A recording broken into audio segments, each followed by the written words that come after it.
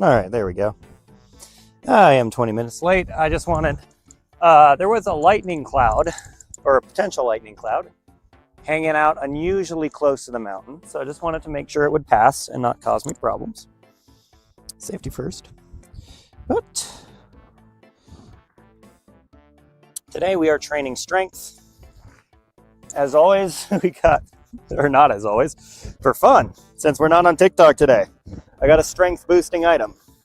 And if you play enough RuneScape, you'll realize this is canon, by the way. And I'm gonna go uphill until I get chased off of the hill by a storm. We'll see how far up we get. This could be a half-hour stream.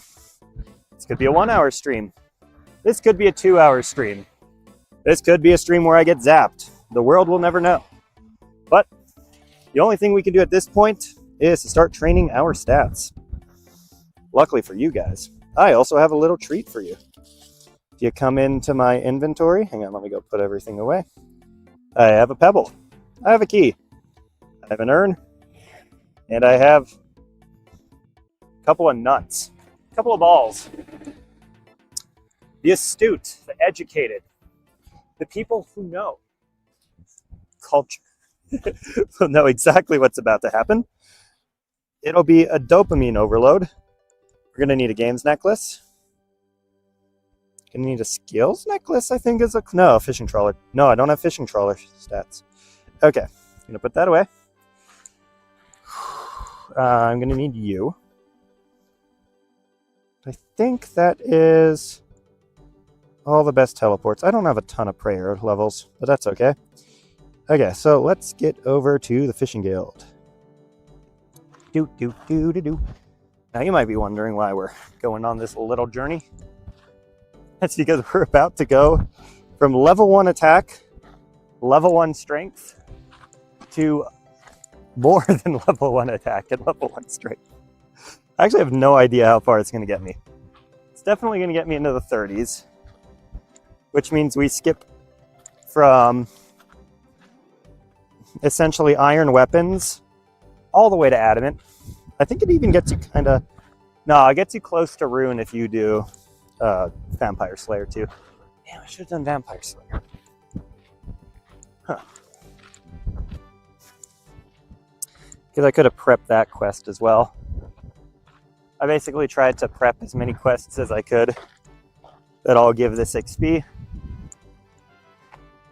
But it kind of hit a brick wall. My original plan was to get like all the way through Monkey Madness done, and then I realized I need 25 agility. And in order to quest agility, I would need to go quest... what's that one called? Tourist Trap. And that's never a fun quest. Probably should have grabbed some stamina pots. Oh, I could do Monk's Friend soon.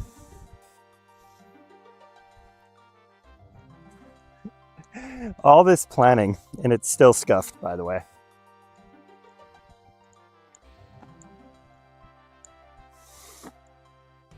Okay. First bit of levels coming in here. We just need to talk to this woman. I know that's something not a lot of you can relate to, but...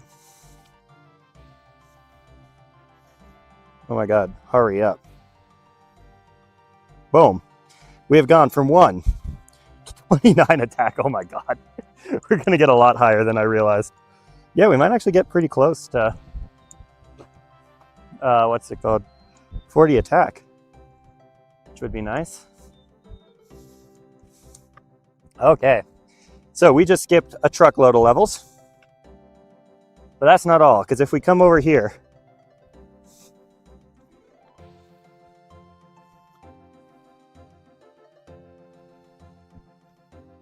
and we follow this gnome.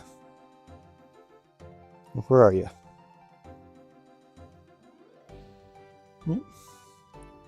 We come out the other side.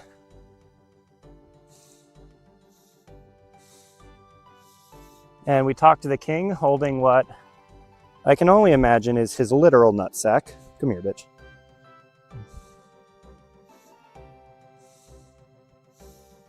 Which way do I want to go?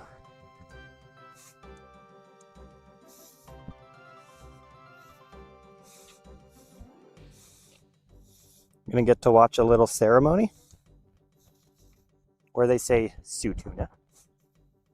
Eat tuna. Actually, eat a lot of tuna. And I could help. Oh my God, hurry up. Hurry up. Oh my God, just give me, there we go. We are now 35 attack. Oh yeah, we're definitely hitting 40. This is nice. I'm gonna be able to go straight to rune weapons. I'm gonna go grab a stamina pot before I continue this. We also have a phone call coming through. Hey Brooke, I'm on stream, what's up? I can't understand you. What's up? Yes, I'm at Bachelor. Why? Okay, I love you too. That was short-lived, chat. Where the heck are all my staminas? Oh well, I'll just take some fruit with me. Okay. Eat the fruit. And with this specific combination of items, if we head out to... Oh, that's the wrong necklace. Barbarian Outpost. I have a rope on me, right? God damn it. I realized that at the last second. Let's go back to the bank. Let's go back to the bank. There we go.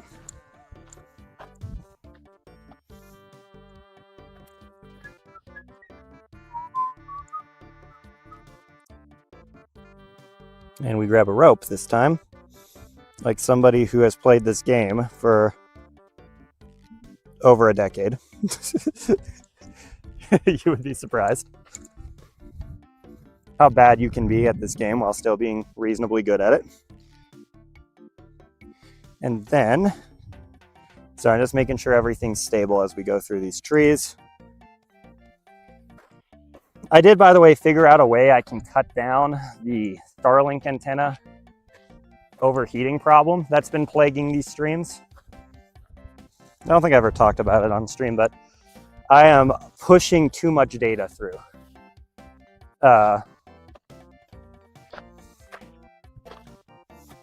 Let's go. And because of that, spins the SRT, this thing's getting overloaded. I do have a way to reduce data usage by about 40%. Ironically, after I go calc it out, it'll overheat my Raspberry Pi a little bit, which I'm not looking forward to.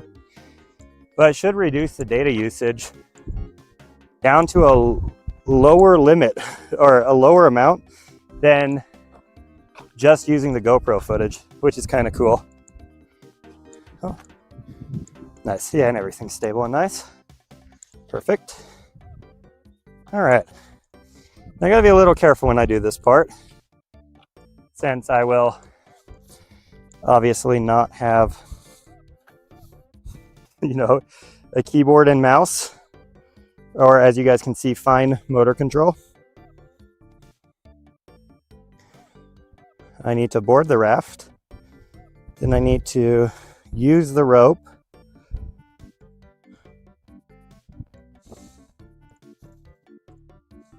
All right, be really careful not to click here. Use the rope on the rock. There we go. Use the rope on the tree.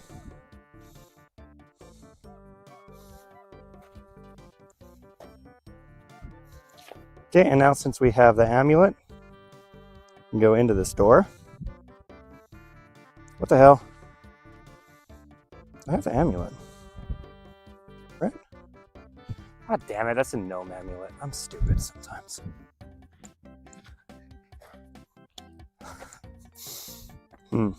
Okay. Let's go back to the bank.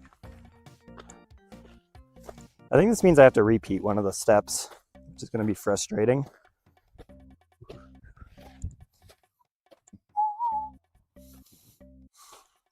So bank. What do I need? I need a skills necklace. I need to not be wearing anything. I need a games necklace. And then I go to the fishing guild. I have the pebble. I do have the pebble.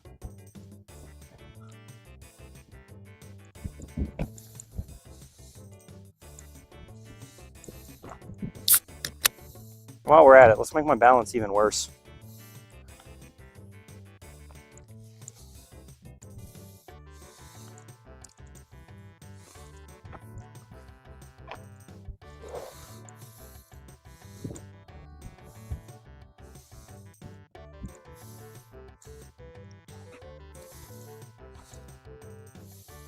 Okay.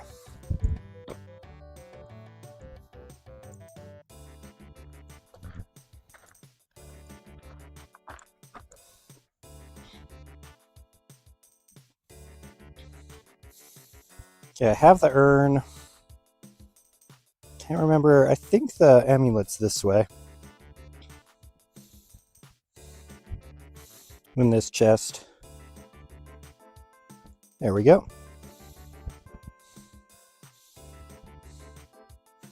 And since I did this, I can't actually remember if I need to go grab the runes again. But just so I don't embarrass myself, let's go get them. You need earth, air, and water. Oh my god, this is going to be horrendous, by the way. 8's good enough. I just realized how hard this is going to be to click. Okay.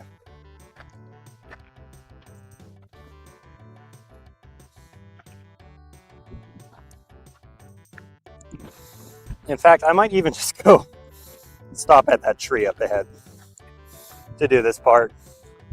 Just because I'm pretty sure this part's going to take pretty precise clicking.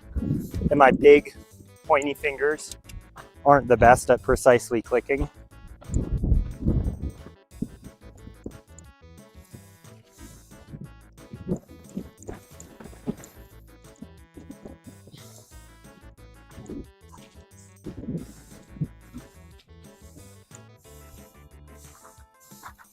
So let's go sit down. This is supposed to be a 2-minute detour, by the way, chat. Good. All my stuff is still open. Okay, board the log raft. Walk down towards the rope. Do not click the water. Use the rope on the rock. Do not click the tree. Use the rope on the tree. Okay, now we should be able to enter. There we go. Okay, we're in. I already have the key. So let's put on Protect Melee. That's why we needed 50, or at least 43 prayer early. Got 56 just so prayer pots last longer. Gonna go through the door. Gonna go through the next door. Okay, now this is the part where I'm really hoping to see some raised ground. Fuck. Oh. Okay, the ground is raised. Just to double check, I'll put... No, don't drop it. I'll put the amulet. I'll put the amulet. That's what I'm talking about with the Runescape on Grail. Okay. And then I'll put the urn in the chalice. There we go. All right, that was silly. And 40 attack, nice, 30 strength. Believe it or not, that was not calculated. That was just a happy little coincidence. So let's go to the Grand Exchange.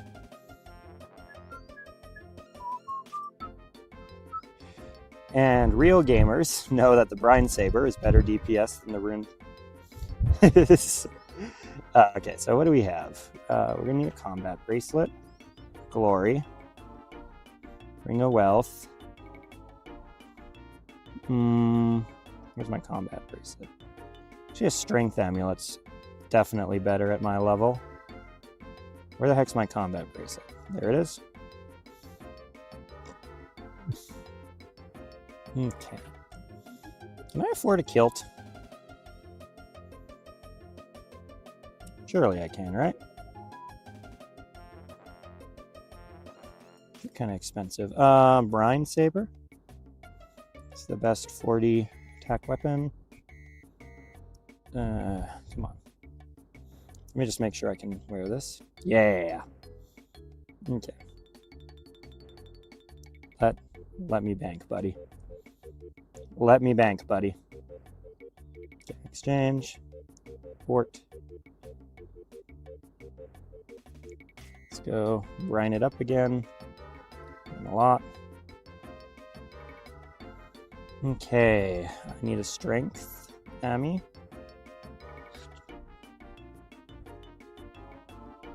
I have the combat bracelet. Is there any boots? Manacles? They're probably the best. Manacles. Yeah, they're cheap enough. Let's go get some manacles. Can I afford a B ring? Berserker ring? Probably, but I'm not good enough strength bonus, honestly. Okay. What slots am I missing? Cape. Don't have a fire cape yet. Torso. What's my defense level? 13. So let's just get a black plate body. I don't think I have any good helm options.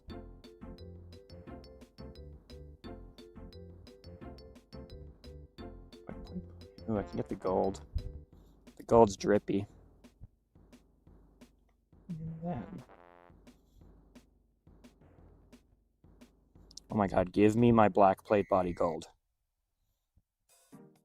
There we go. Now let's go black full helm G. Because again, we are drippy as hell. There we go. What am I missing? A cape. I don't want a cape of skulls, but let's just do a blue cape. I like blue capes. Blue capes are pretty fresh. Dude, I actually kind of want to do a party hat. Yeah, it's good enough. Where's my cape? There's my cape. There we go. Yeah, we looking fit. Oh, shield. I don't really want to go to Brutus, I'll be honest. We'll just go shieldless for now. Take a jug. Your mom relates. Oh, I need strength pots. Let's go get some super strengths.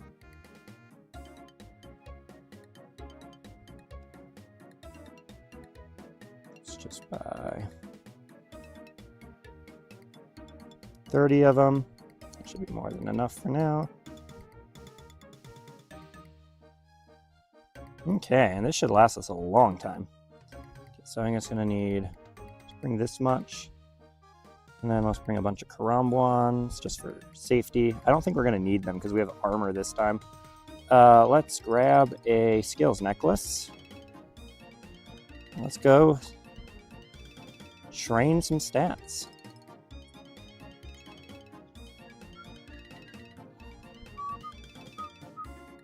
Do.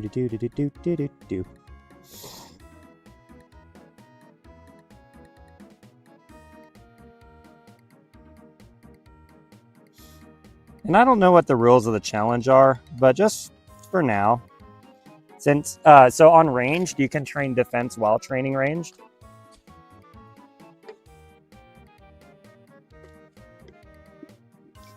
But when you switch to defense on melee, you stop training strength altogether. You know what I could do, which definitely cheats the system, so I'm going to think about whether or not it's allowed. I could set it to lunge. Because lunge will train both, Lunge will train both strength, defense, and attack, which gets me all three of them. And since I am training strength, it would count towards the series. I'll think about whether I want to allow that. That is kind of a scam, though. And then I just need to move around every 5 to 10 minutes on this island. keep my potions up, make sure I don't die. And then we're just gonna keep going.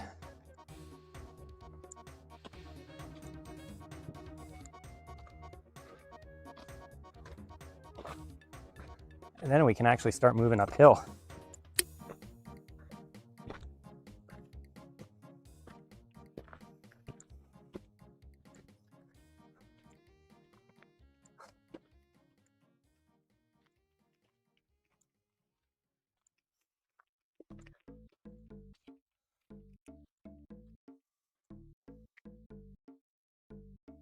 Give me more crabs.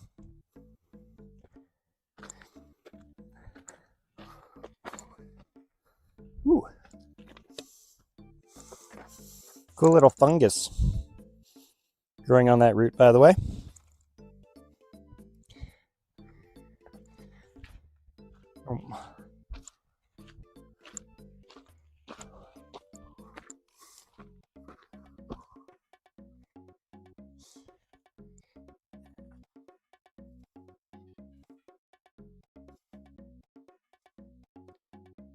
There we go.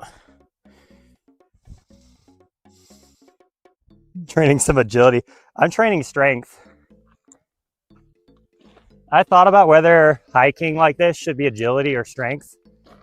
And I feel like if I'm rucking uphill, it's strength, because I want to save agility for things like rock climbing.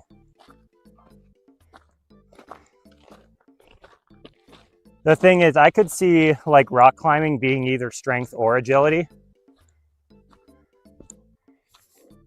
But to me, it's definitely more of an agility thing. And this is more of a strength thing.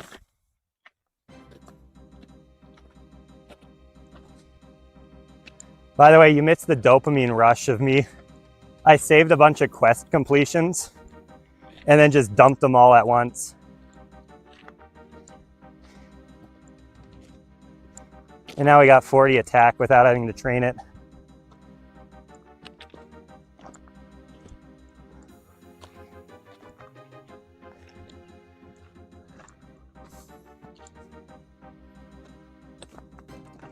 Yeah, and I don't know how I want to handle both hybrid training styles in real life and in game. Like, to give you an example, I don't know how I want to handle things like defensive casting of magic and ranged, because you're definitely training ranged and you're definitely training magic, and that defense XP is there as like a byproduct, but it's a byproduct you choose to get. And then at the same time, training strength and, you know, doing something like this, you could definitely call it strength. You could probably call it agility. I think that's a strong case. You could even call it some other things like defense, just because, you know, you're getting tougher, you're carrying things. I think it's just a lot cleaner if I like assign it's like one thing IRL. But then, you know, to make it easy, I was thinking about allowing hybrid strategies in game.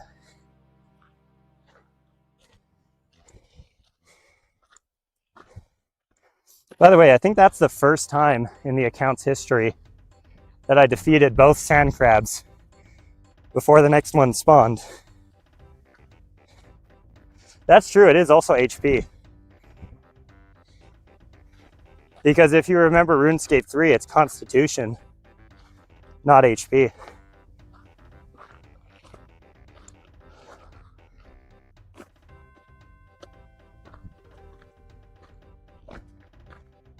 But then if I allow for, like if I call this HP, I could be training any combat style. And then that doesn't, you know, I don't feel like that really vibes with the challenge. Like it'd be kind of wrong to be bursting maniacal monkeys while hiking up a mountain just because that mountain trains my HP. in real life, and maniacal monkeys give token HP XP.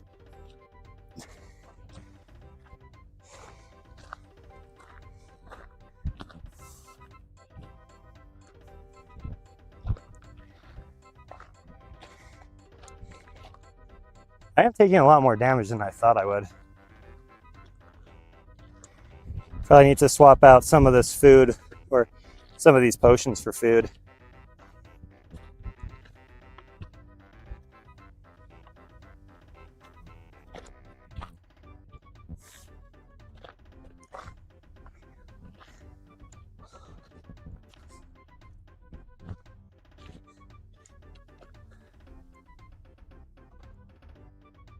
By the way, you're going to see me turn around a lot because that cloud can produce thunderstorms, and it's only about a mile away from me. So I have to make sure it doesn't sneak up on me.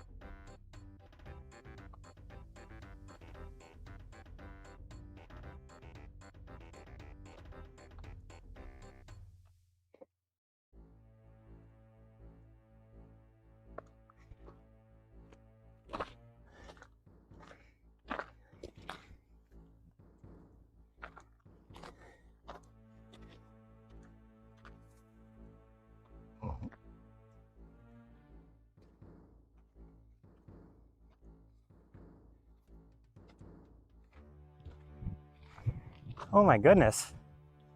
Look at the cute little baby chipmunk over there. See if I can get close enough to get him on camera.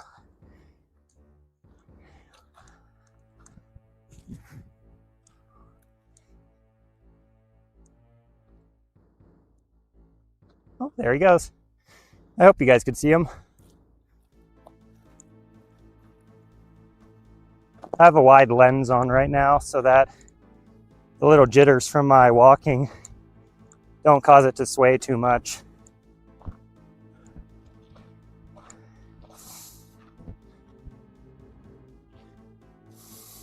Hello.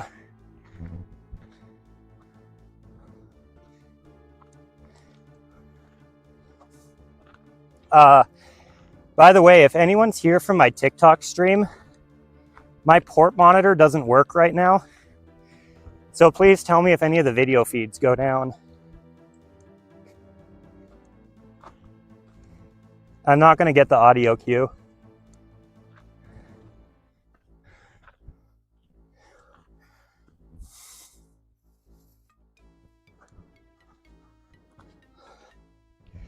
There should be a real life video feed on the left and a video feed on the right. Hi, Brooke.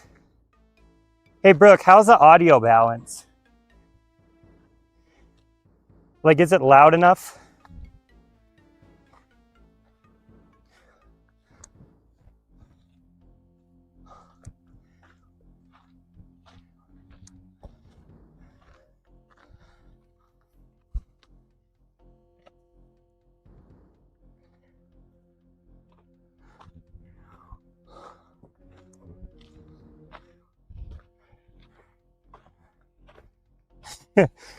I'll be home. Brooke, I pounded a beer. So I'm going to be on this mountain for at least an hour. I have enough sunscreen, water, and snacks this time. As long as that thundercloud stays away from us, we'll be able to go pretty high.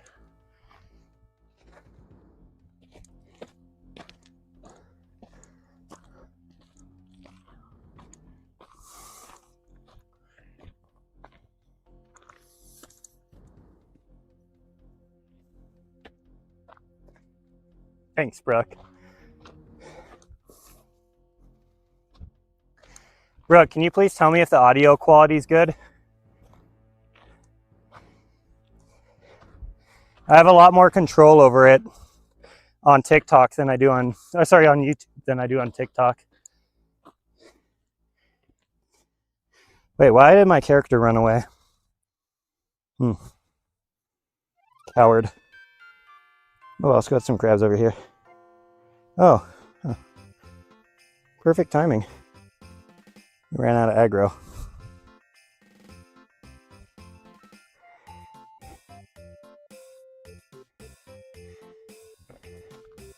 All right. Thanks, Brooke. Love you. I plan to be home around 7:30 to 8 o'clock at this pace.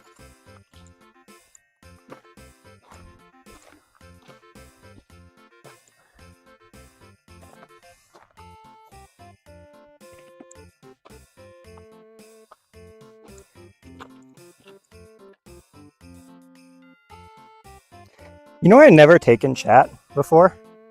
I've never taken you guys to Triangle Moraine. So let's go there. Triangle Moraine's pretty nice. It's very loose and scrambly though.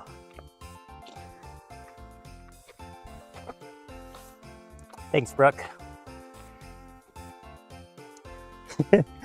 Don't you like being able to tell me fart without TikTok censoring it? It really is the technological advancement we've been waiting for on this channel.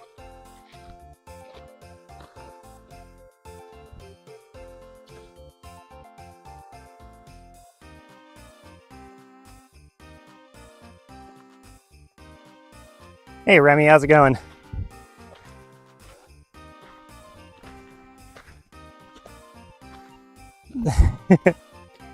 Wait, you can hear... Is he talking? He's not supposed to be talking at all right now.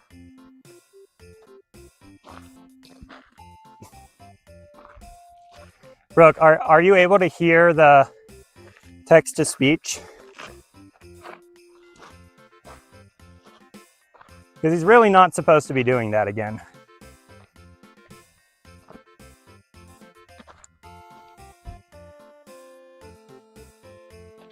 Because I know he's super fucking loud when he does it.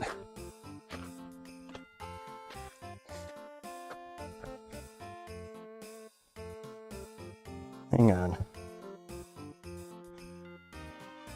You guys hear the text to speech? Question mark. I programmed the stream AI a while ago, and I gotta retrain him. He's been misbehaving a lot. Okay, that's good. You know, he used to talk to chat even though he wasn't supposed to, right? He used to play chat messages on the speaker every once in a while. And it would drive the viewers crazy because he's super loud right now. But since I turned him off, I haven't worried too much about the volume. I'm just worried he'll come back.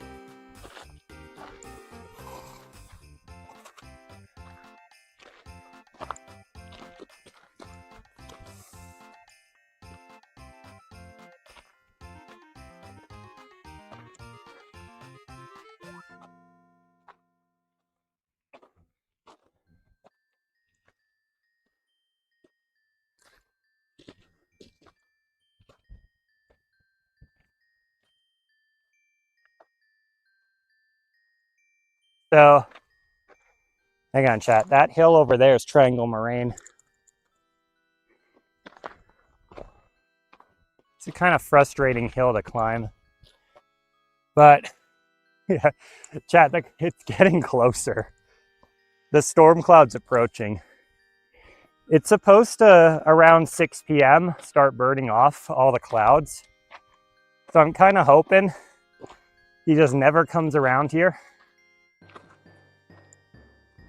You know, the more I think about it, the valley route would be safer if a lightning storm appears. All right, see you, Brooke.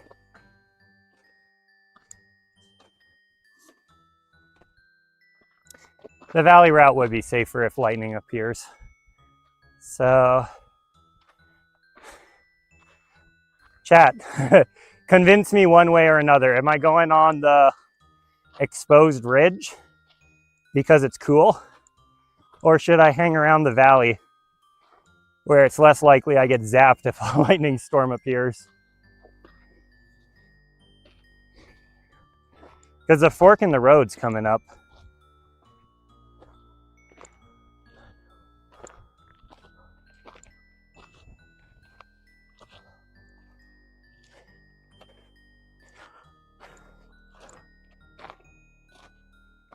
The valley is left, the Triangle Moraine Way is right.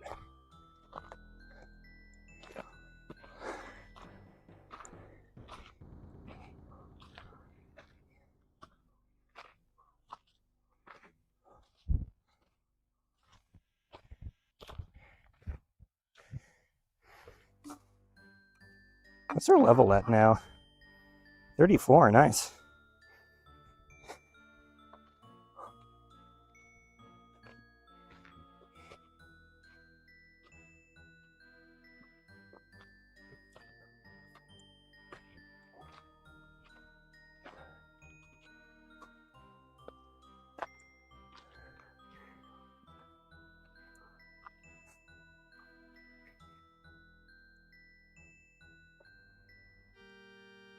Honestly not sure how high I want to get this account's strength level, because it's not strictly required for any of my goals.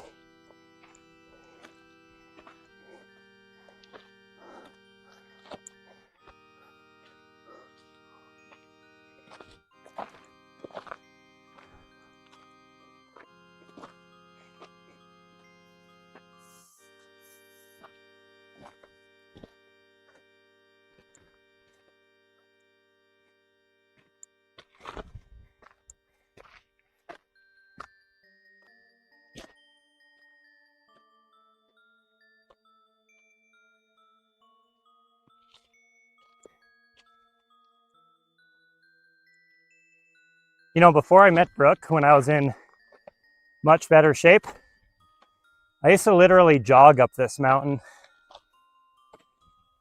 and try to complete it as fast as possible.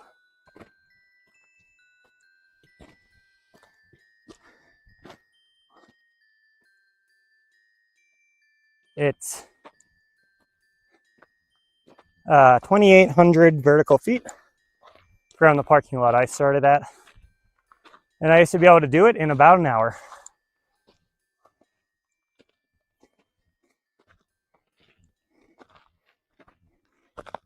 Then my goal was always 54 minutes. Because 54 minutes was a kilometer a vert an hour. And that's just like a really hard benchmark to pass on any mountain. And never hit it. And then I got progressively worse and worse in shape. And nowadays it's like, I really need to commit just to make it to the top.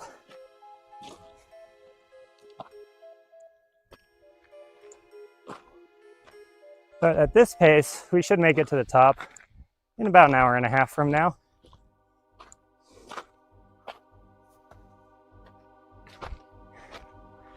Which basically means, as long as that storm cloud stays away and I don't gas out, I should be fine.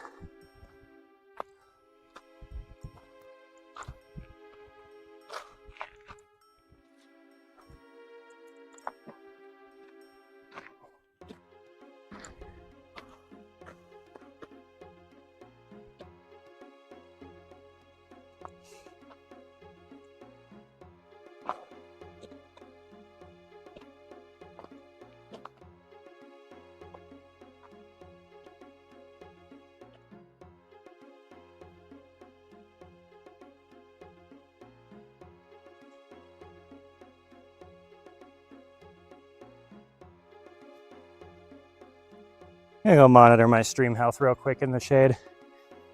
One of my last stops.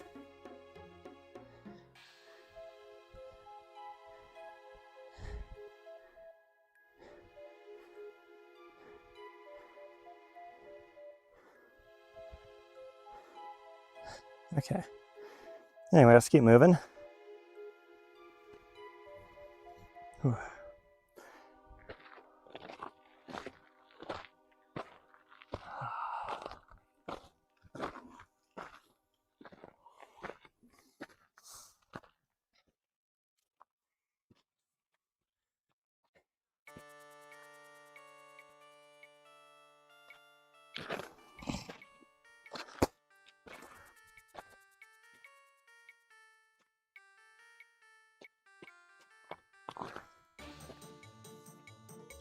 Actually, you know what?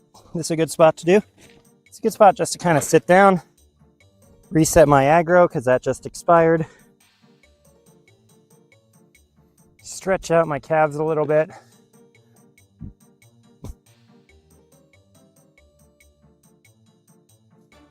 You're not going to Crab Claw Island. Are there any doubles over here? Yes, there are. Hello, double doubles. Yeah.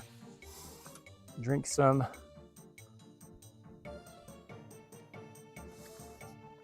the last of our brew. Put it away.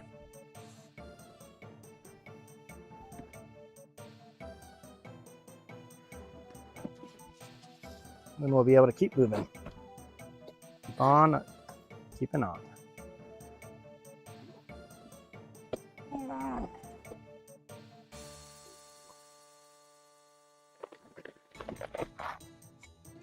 And now I have one hand free, which is a nice change. I'll actually go up through the moraines today.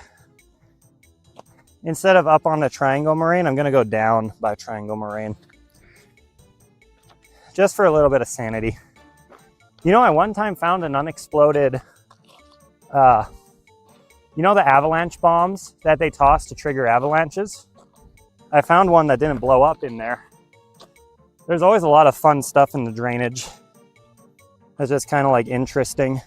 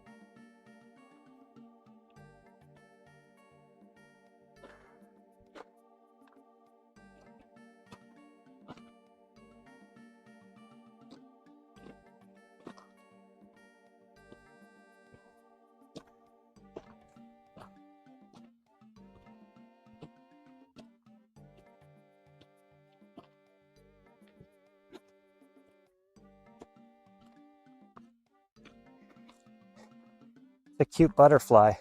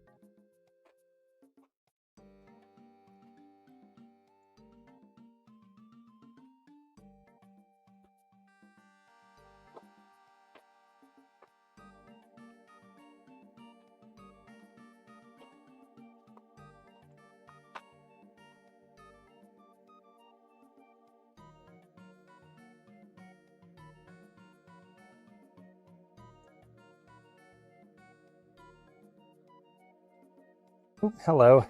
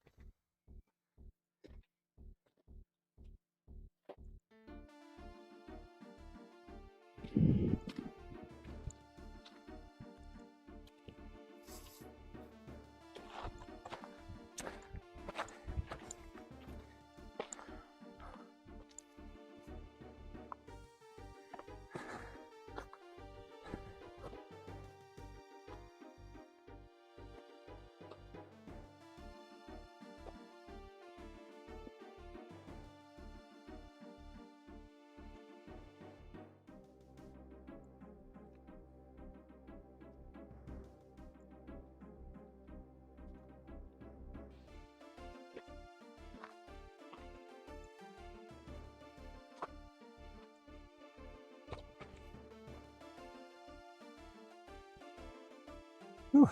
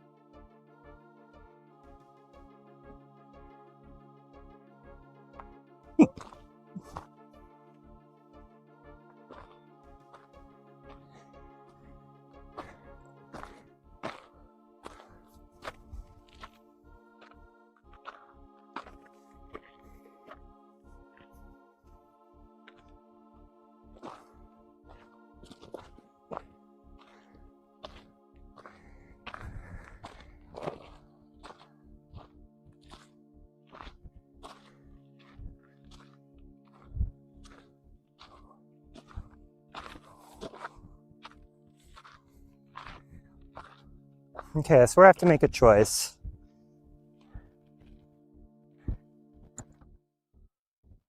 Just based off the wind direction and the clouds, I'm going to stay in the valley.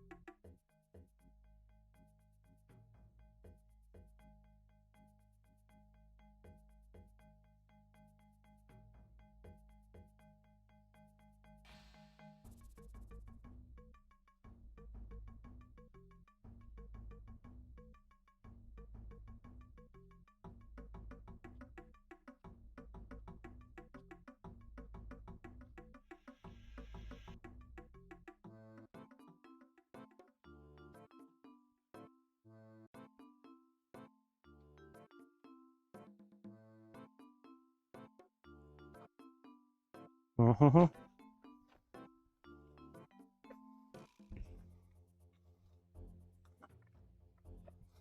right, chat, you're gonna have to give me a second. Something I gotta take care of.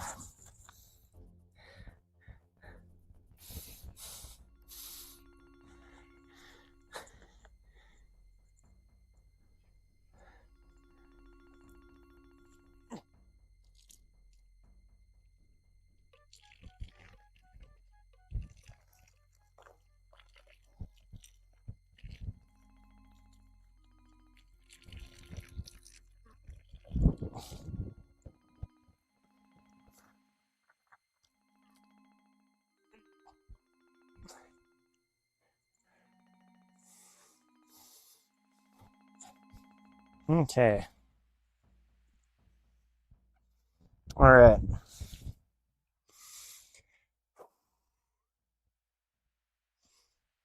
Let's keep moving uphill.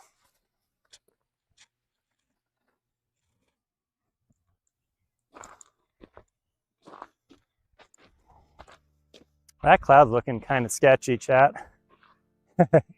Looks a little sus.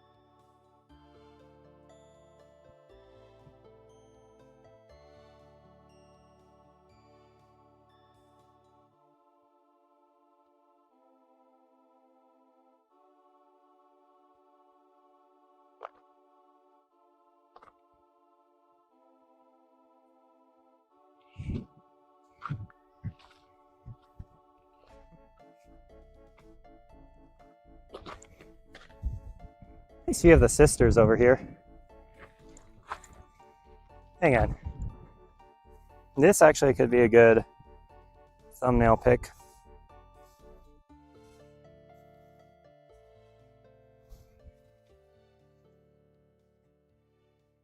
Perfect thumbnail.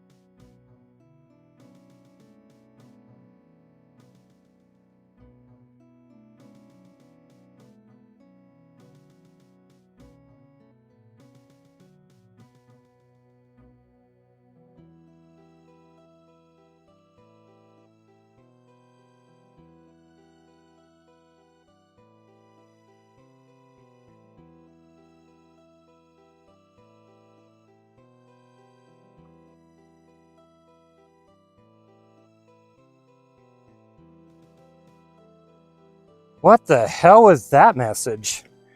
Hang on. I'm gonna have to read that one.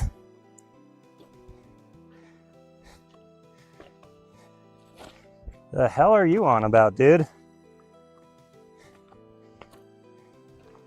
I have no idea if that's a bot or not.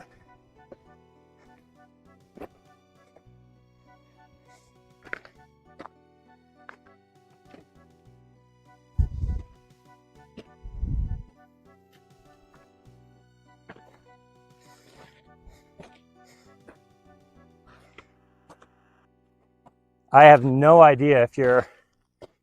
You know what's sad? I have no idea if you're serious or not.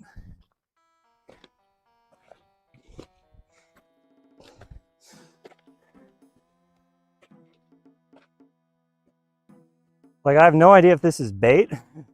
I have no idea if this is somebody's real stream of consciousness. I have no idea if it's a bot and it's not even human.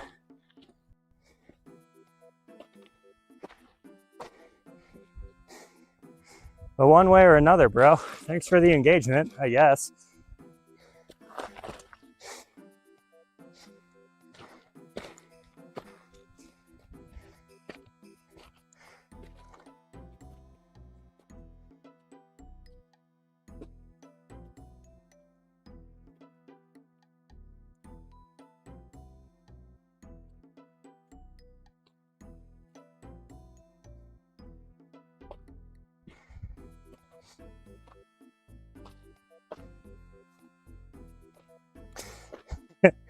Yeah, this is one of my favorite concepts. You know, it's kind of funny. I've already been banned for botting just because of how sus this setup is. Oh.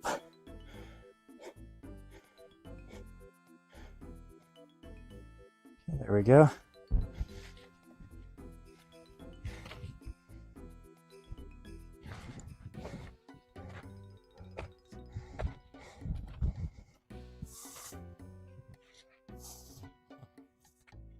Whew. This is a workout. That's why I'm training strength. Oh, shoot.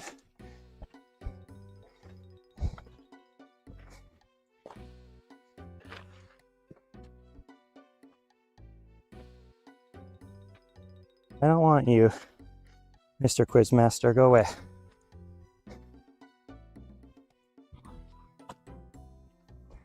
Here.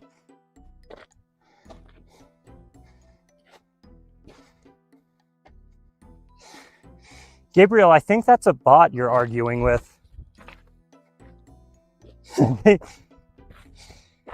I think that's not a real person.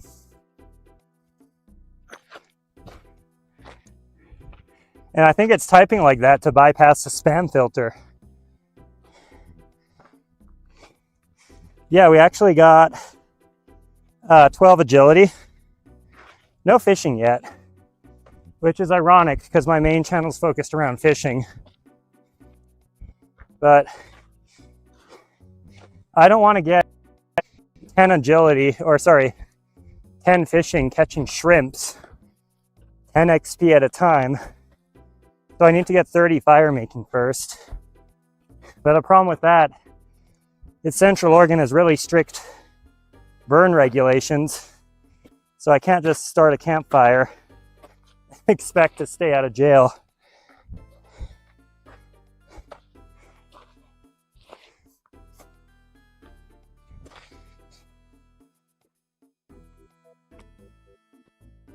Yeah, honestly, dude, just keep in mind it's an election year this year.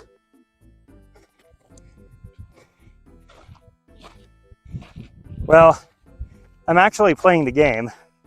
So the game tells me when I get levels in game. IRL, I have no idea. My shooting's gotten a lot better.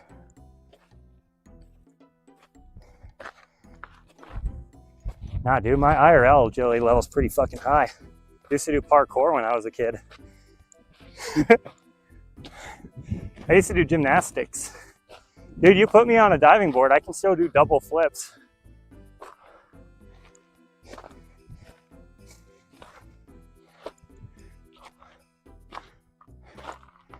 But I used to be able to do double flips on the Spine Crusher 9000, also known as a trampoline.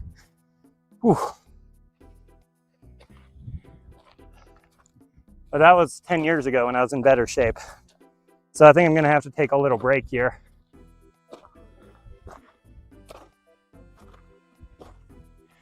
We're on the last mile, at least, of this mountain.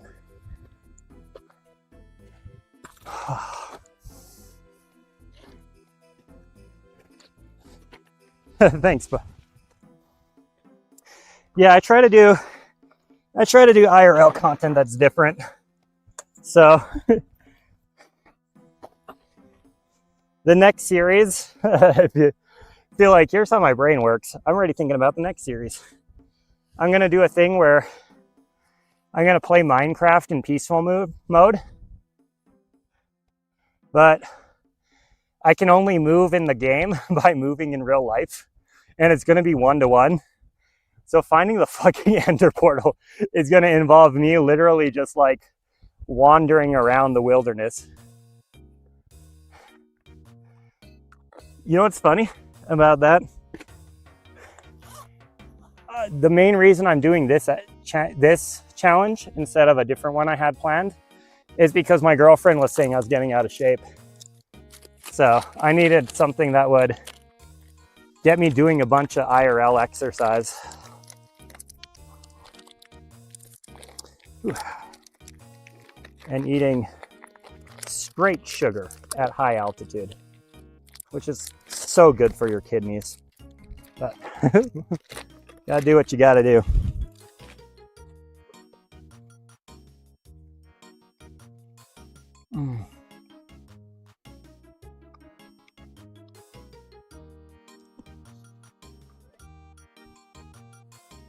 Yeah, I spent like a year making this portable server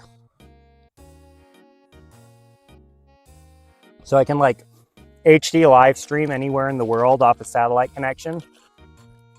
And then I spent like 4 months not using it.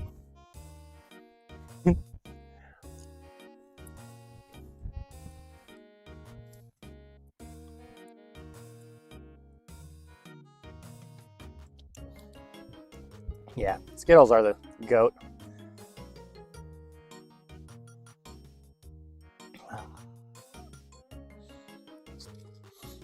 Now, I used to do like these big streams on TikTok. And then I got a new home receiving server. And now TikTok doesn't like it, that home server. So either, or just YouTube boys for now.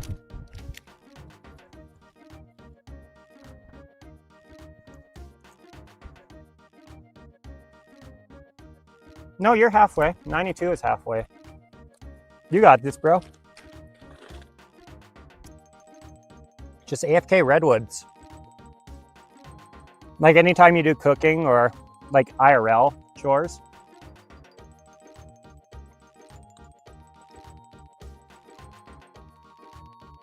You know what I did? Back when I still had my main account, I used to go Nightmare Zone, 1 HP Darox, and then just every once in a while click the locator orb, get like 10,000 on my absorption potions, and just kind of walk away, fold the laundry, clean the house. It made me feel productive because I was gaining strength XP, but it also let me like, you know, take a step back away from the screen and actually like take care of my house. It's really nice. You only have to click once every 20 minutes.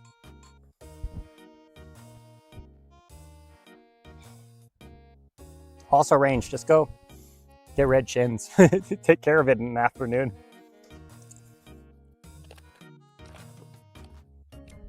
Those were the good old days when I had more time.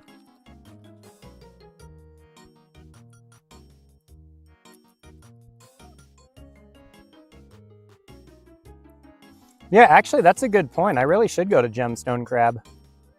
See, the thing is, I last played seriously like 6 or 7 years. God damn it, I said the fucking number. I used to play like 7 years ago. Gemstone Crab wasn't out back then. And then I had my account protected with the authenticator, and I dropped my phone into the ocean and lost the authenticator app and could never recover my account after that point.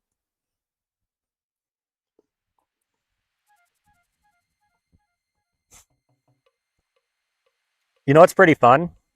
I'm a programmer in real life. Well, not official. It's a long story, but like my degree is in just like statistical analysis for HR systems. And one of the fun things they teach you about in accounting class is a thing called triangle arbitrage. And you can Google it if you want, and like how to calculate it, but it has a well-defined formula. So just for fun, I plugged in like a triangle arbitrage formula into the GE Tracker API, and it found a method that nets 9.6 million GP an hour, with the only requirements being 15 agility and 40 mining. So as soon as I go dig some rocks and get 40 mining, I'm gonna just start printing money. It's so fast. Yeah, it's changed a lot since 06. It's not the same game, just so you know. Like, it takes so much time out of your life. I believe I started I played before Summoning came out, which was February 08. But after God Wars, which was late 07. So probably like right around the turn of the year. Right before the fucking economic crash. Things were good for 1 month. Dude. I started playing when I was like 12, I think. Yeah, 12. So what I used to do to get RuneScape membership is I used to walk around parks and collect coins until I had $7.95. And then I would jog a mile down to the 7-Eleven and buy one of those like RuneScape cards and jog a mile back. The thing was, I lived on a hill, right? And I only lived like 400 feet, vertical feet up the hill. But my fucking brain was so addicted to RuneScape, I would run up that hill as fast as I could so I could get my membership back. And I would always be like out of breath. Just like dying.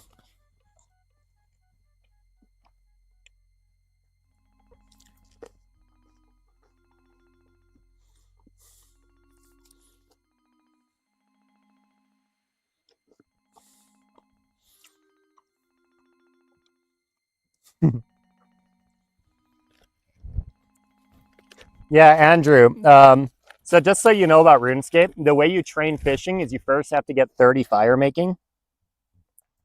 And I can't really get 30 fire making right now because of all the burn restrictions in Central Oregon. So as soon as that comes around, as soon as I like find an opportunity to go train some fire making, I literally might just cheese it and just build some torches in game, like IRL, and light those up. But until that happens, also my thing crashed, so I'm going to restart it.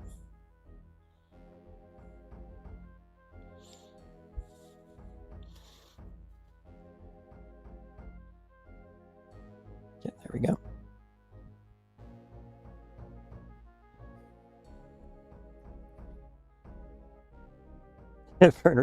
Burn restrictions is just the feds.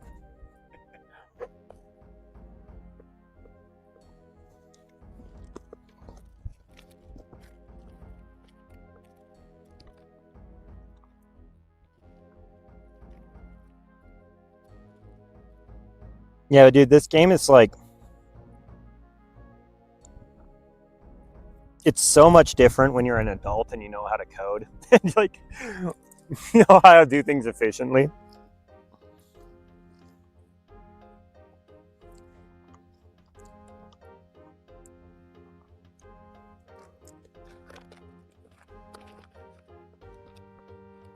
This meme brought to you by the state penitentiary.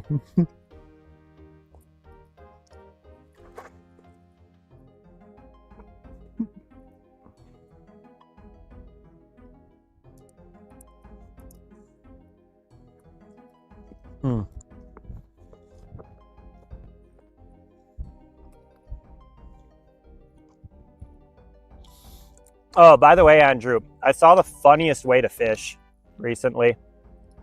So what some guy, I shouldn't say people, what some guy in Hawaii is doing right now is he has one of those like foil sails and a hydrofoil, and then he just surfs around the reefs with a squid jag and targets, they're called bluefin trevally in English, but they're like 10-pound fish that like hang out at the reefs and eat little goobers.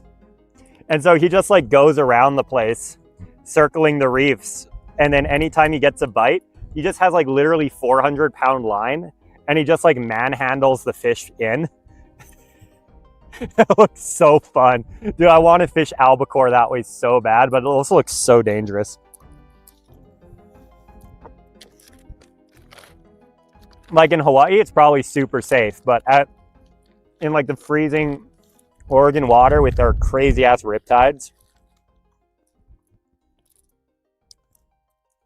and yellowfin, yeah, it's not going to be fun.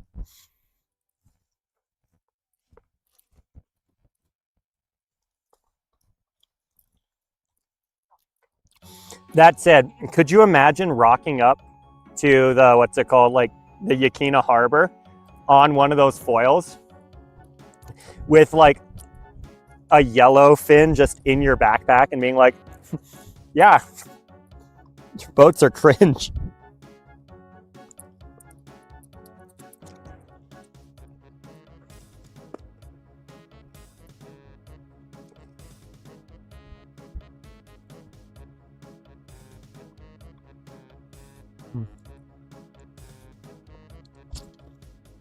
Ooh, 40 strength already. We're gaining levels. Okay, Andrew, this question is for you specifically because you're my biggest hater, who's also a fan and contributes well to the series I make. Am I allowed to train stats alongside other stats in game? So I'll give you an example. If I go into my account things and I choose lunge, you'll see I'm gaining defense and attack XP as well as strength XP. I'm trying to train strength IRL. Is this allowed?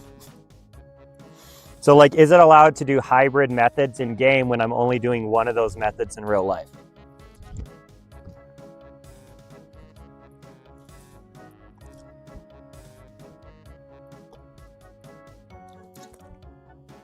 And yeah, albacore are cool. They swim like tons of miles every day.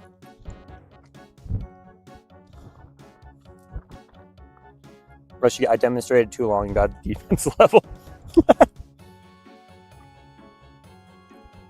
I also set it to the wrong style. There we go. I'll let you decide this one because you're simultaneously a hater and fair.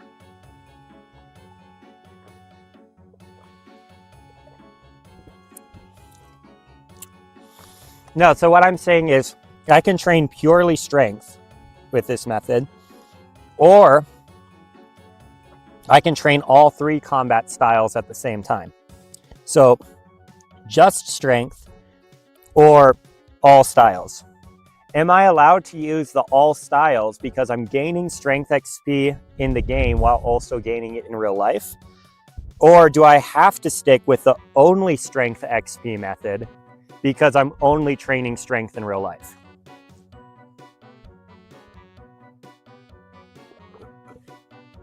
That's the question I need you to answer.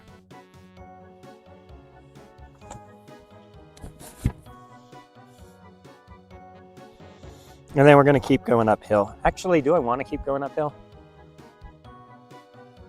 It's already 6:45. What's my batteries looking like? 15%. It's a hard question. I kind of don't want to go uphill. I want to go home and process a video. They are all different skills. So in RuneScape, you have the skills attack, strength, and defense. So attack, strength, and defense are all separate skills in the combat tree. You can choose to either train any of the individual skills or all three of them at the same time. Am I allowed to select the option to choose all three of them at the same time if I'm only doing one of them in real life?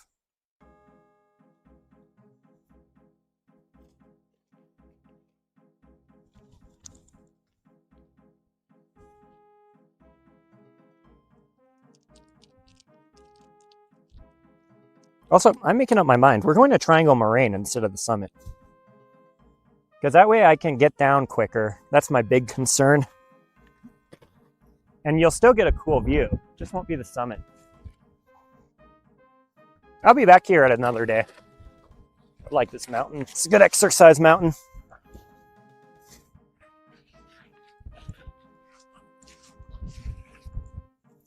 Ooh, I like that actually. That's a good compromise.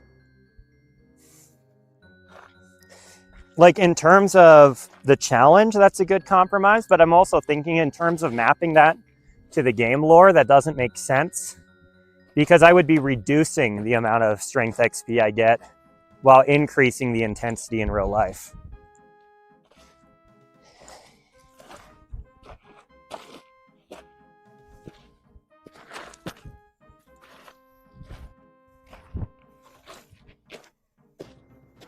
I do get where you're coming from, though.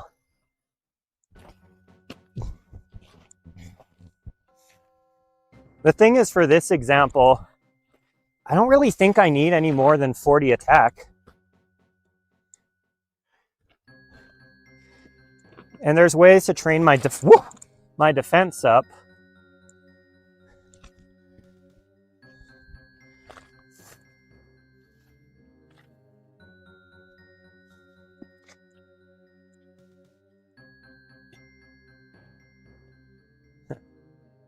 You know what I am kind of thinking, though? If I apply this to other skills, like drift net fishing or aerial fishing, which is hunter and fishing combined, it does make sense that I would be able to aerial fish in game while I fish in real life. So then by that logic, anything that trains a skill, it would make sense to think, yeah, but the thing is I can't train attack. That's like the one skill I can't, well, a couple skills I can't train. But attack's not required in any of my plans.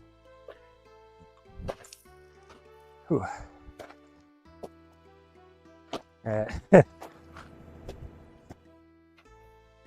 I love steep scree, he said, lying through his teeth.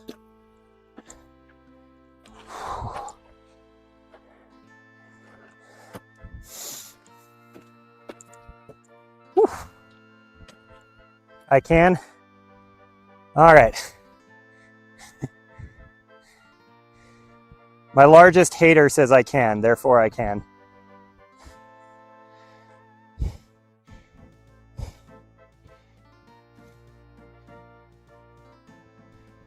Oh.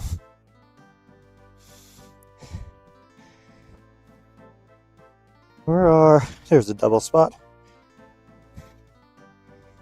Whew.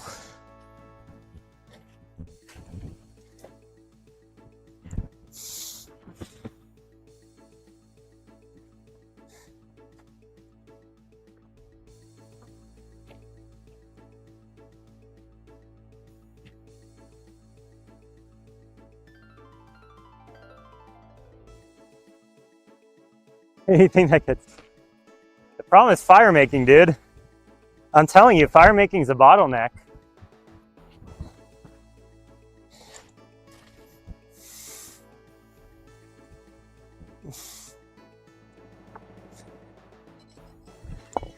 Because for my goals, I need 48 fishing.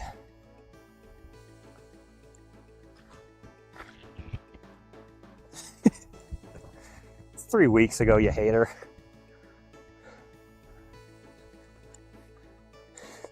Last fishing stream, I caught something, though. That might be 3 years ago.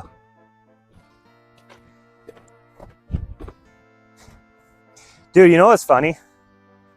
When my parents were in town, I took some time off creating content. So I didn't stream any of the fishing sessions I took my dad on. We had a fucking PB rainbow perch. We had a 14-inch rainbow perch. And the only proof I have is just like a picture my dad took because I left my phone behind so I wouldn't get distracted. Ooh.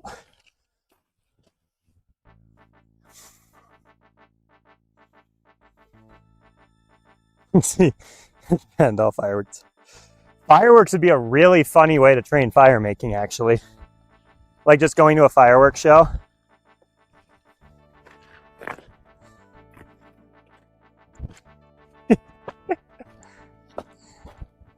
It would be really funny to take the sanity bar from the Whisperer fight. I could probably rip that asset. I could probably rip the Whisperer asset, but I should literally just light a candle and blow it out, and light a candle and blow it out, and light a candle and blow it out. But I should do it in front of Brooke. And then anytime Brooke says something about it, Holy shit. Oh, oh my God. I'm alive. And anytime Brooke says something about me autistically lighting the fire, I reduce the sanity bar until it hits 0. And then I just let Mr. J take over the stream, who, by the way, has been restarting the SRT feed anytime I ask him to do anything. So he might just need a clean install. It's just like restart all his training because he's been misbehaving so much lately. He's like, yeah, sure. He asked me what my favorite fish was. Let me go restart the SRT feed. I didn't fall though. Actually, I should be training agility with how little I'm falling.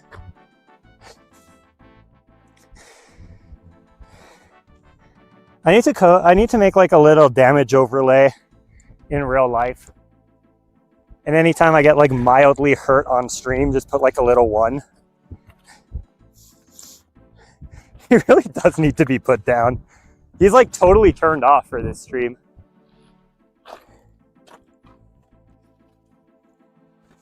You know what the funny thing is? My other AI agents, the ones I use for like video processing, have gotten so much better. And Mr. J has gotten so much worse with the new server.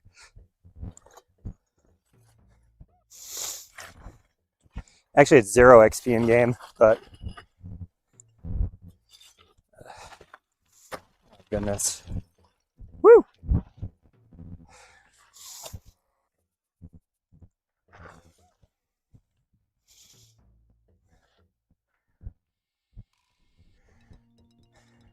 Because it creates smoke. And the second they see smoke on the infrared cams, they're sending a bunch of people wherever the smoke is. And if it's a fire, they put it out. And if it's not a fire, they write you a really big ticket for wasting their time.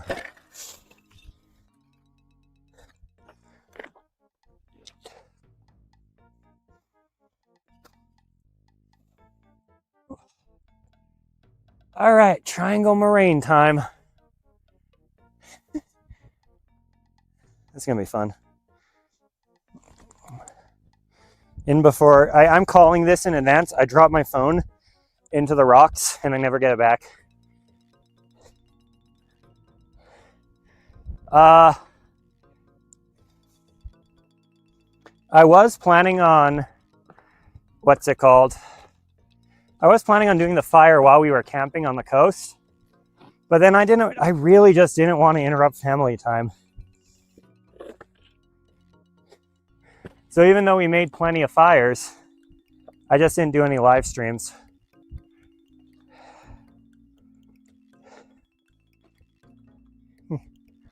I am in Central. There's a mini map, Brooke. I'm just assuming that's Brooke, by the way.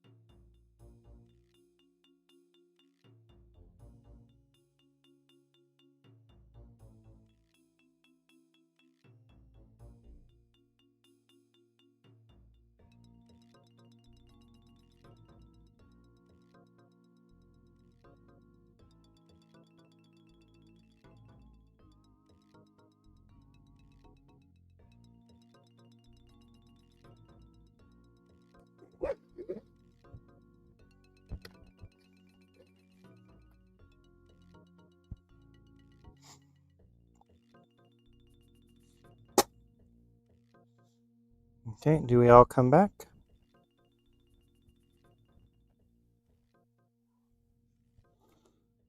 Okay, that's come back.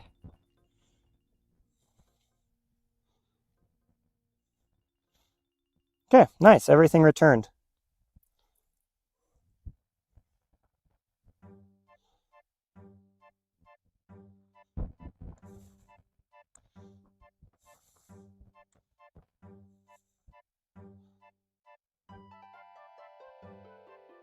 Oh, hang on. That wasn't Brooke asking where I was. That was some guy named Mangle Tortoise. Hello, welcome to the stream. Sorry, anytime someone asks me where I am, I just instinctively assume it is my girlfriend upset that I'm not coming home yet.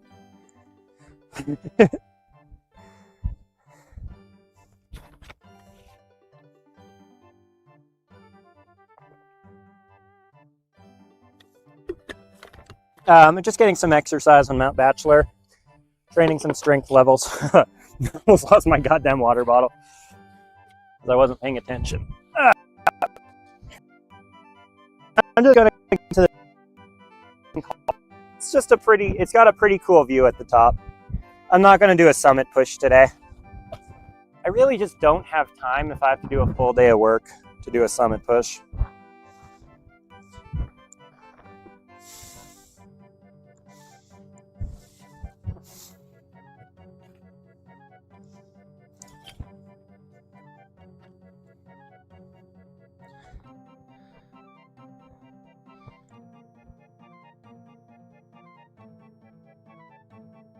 Where's the fun in not having a fire going? No, so Grimmel, the way I monitor chat is I have a text-to-speech client that runs on my home phone, and then it sends it to those earbuds I just showed you. So I can hear when people type in chat. Oh my god, you know what, just for that we're summoning.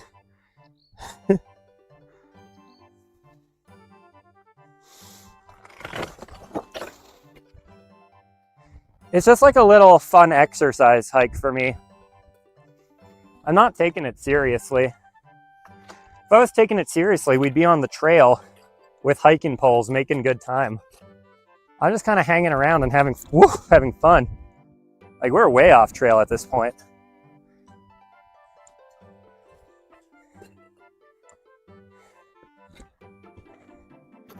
But so the text-to-speech has problems with people's username. So I no longer have it read the username. And my girlfriend will periodically come into the chat and just start spamming stuff because, first of all, she's really funny. But, whew.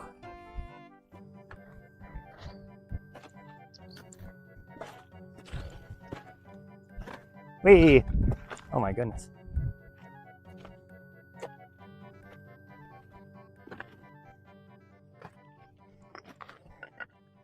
I have a job. I have employment.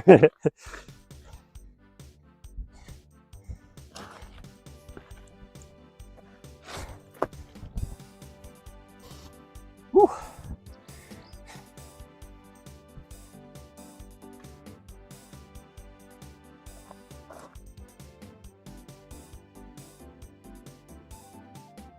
But yeah, it'd be really hard to monitor chat and climb a mountain and monitor the Runescape account all at the same time. So the text-to-speech client really helps. Whew. Okay, how am I getting past this?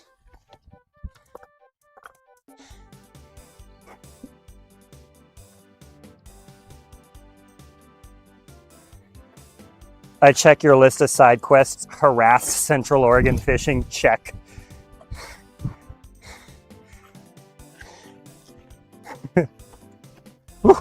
Holy crap. We're moving. The mountain's moving. Okay. That's fun. Well, now there's solid dirt here to go up. Whew.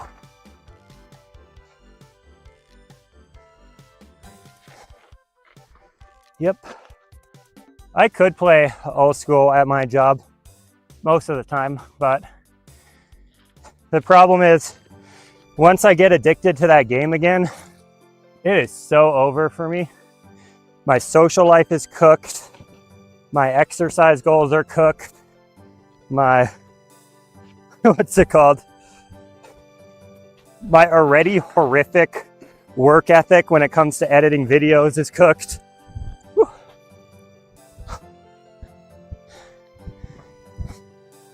Should literally just hire some editor in a second or third world country, but then it wouldn't be good quality.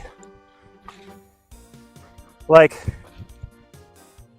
I don't mean to shit on any content creators, but there are so many content creators that I see, especially on old school, where it just looks like they uploaded their stream into some AI live stream clipper and recorded an intro and called it a day.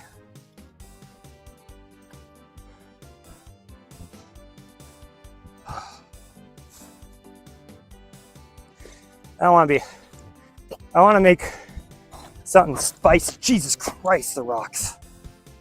Oh. Sorry, Chad, I'm having fun here.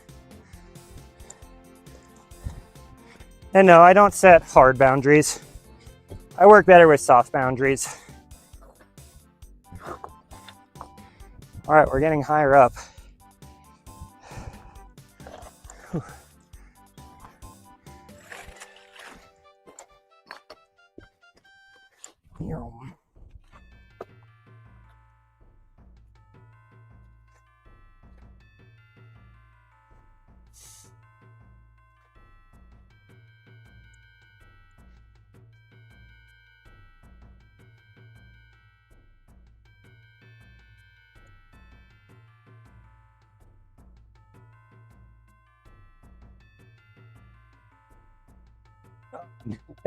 Bro, there's no way. Shows you how little people come up here. A COVID questionnaire cheat sheet.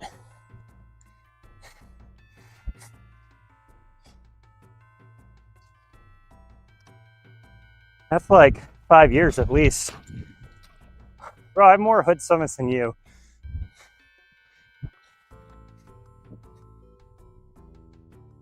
I have a 6-hour hood summit under my belt. Granted, that's when I was in better shape.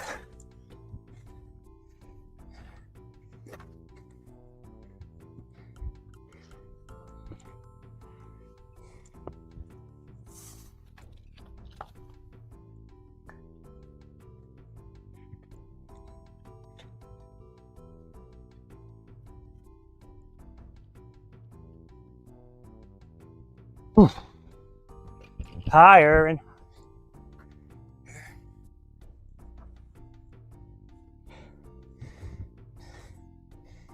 ooh.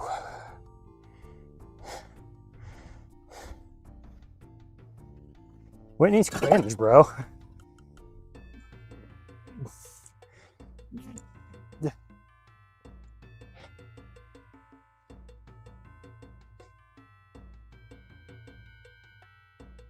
Oh. Whitney is gay.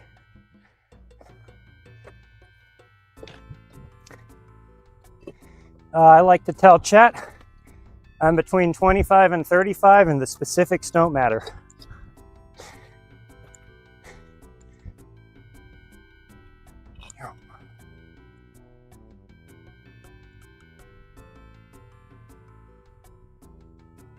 I've got more Mount Albert summits than you do. And Albert is way more base than Whitney.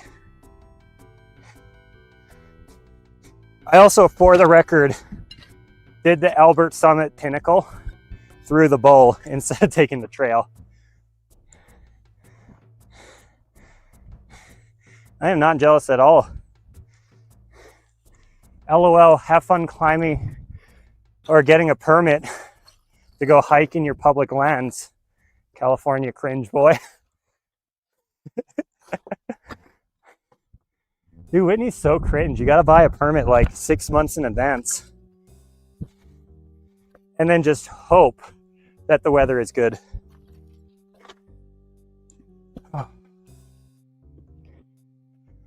Oh. Just gotta hope and pray that you don't get bodied by a thunderstorm for your permit day that you bought 9 months ago. It's also Thunderstorm City there.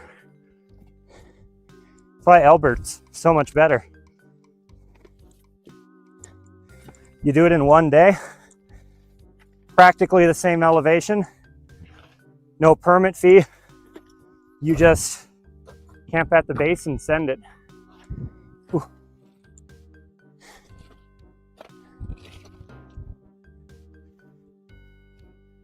Oh goodness, we're going uphill.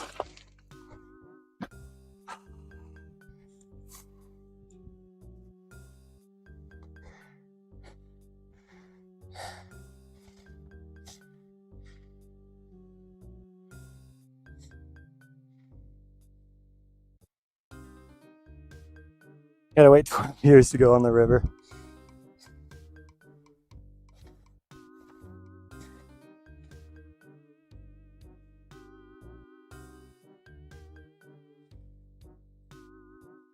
That's what haters say, bro. Fun fact, Mount Hood is the most climbed glaciated peak in North America.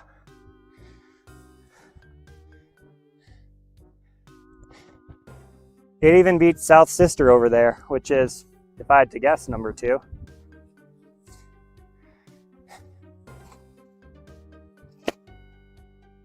I've done all those mountains besides the one in the middle, North Sister.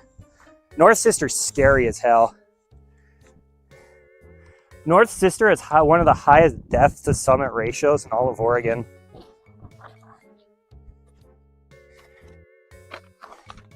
It's a fucking terrifying mountain. Dude, I used to camp. I used to camp down below those mountains, like a little bit below, and you can just hear North Sister falling apart, just like literally breaking up, dropping big boulders onto the glaciers below, and it goes bong, bong, bong. And you know, those aren't like little rocks, those are like multi-ton boulders just smashing into the ground. It is really freaky.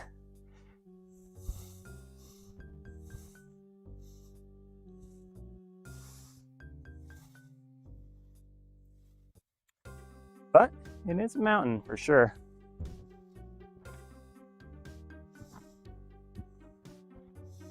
Oh, dude, I believe you. I believe you climbed K2.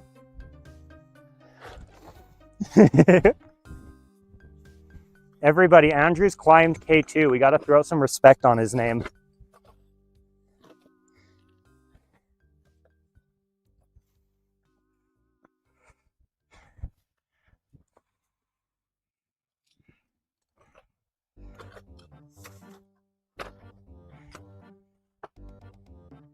No cap, chat. I've also climbed K2, but the K2 on Oahu, not the one in Nepal.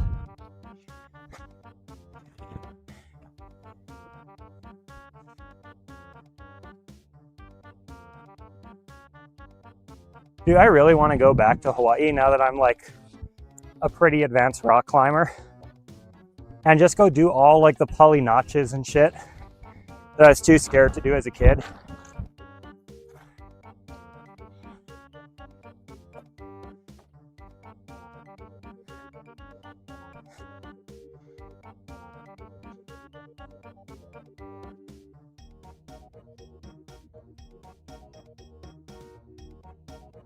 Oh, damn it.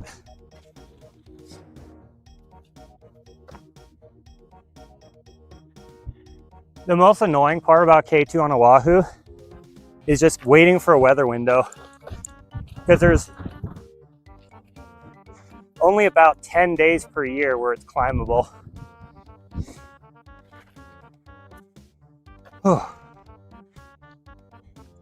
And one year I just got lucky, and there was a weather window on a weekend, and I wasn't working that weekend, and I'm like, we're sending. Oregon's a way better place to live, bro. Oregon is so much a better place to live. It's not even remotely close.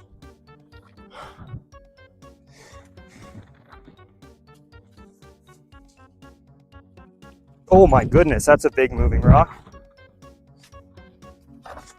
Oh my God, that's a not big moving rock, but it got me better. Okay, let's get away from this face. This face is sketch.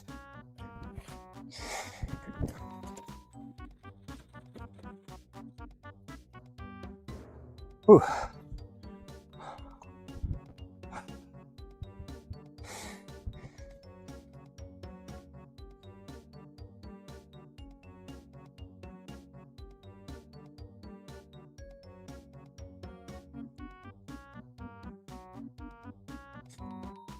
Arizona's a vibe. Move to Oregon, dude. As a recruiter, I talked to so many people moving specifically from like Flagstaff area to Bend.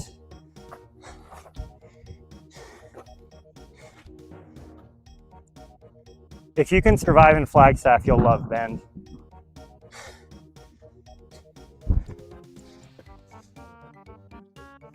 Oof.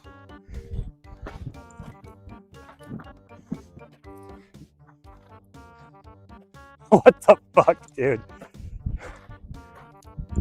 See, that's why I could never live in a place like Phoenix.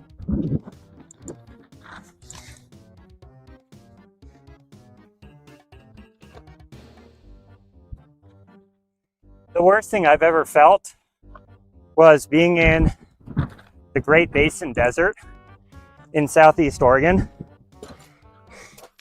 And no, actually, let me rephrase.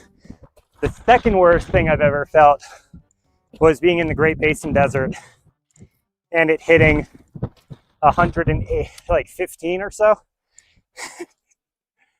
And then it doesn't drop below like 90 at night.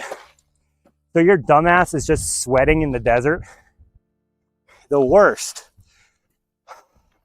I took a road trip down to Fort Bragg I took a road trip to Fort Bragg in the middle of a heat wave.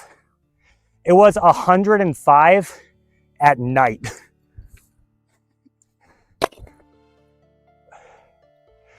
We were sleeping with no blanket in our underwear and still like sweating balls. Dude, I cannot deal with that level of heat. That level of heat sucks. Oh my goodness. We're gonna make it up to the top of the pyramid.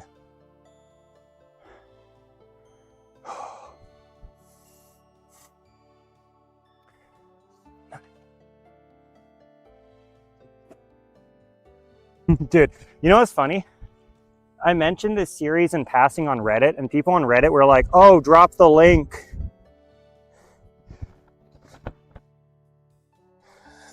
Drop the link, let me see. And I'm like, no, dude, I don't want to self-promote. I just like post it to YouTube, and if the algorithm likes it and I do a good job, it'll show it to people. And then people started fucking giving me advice on how to make videos. Oh, what the hell? Oh, never mind.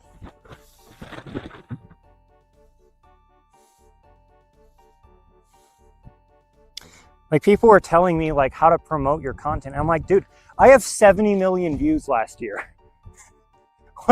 Why are you arguing with me? I know what I'm doing, damn it. I forgot why I hate Reddit so much, dude.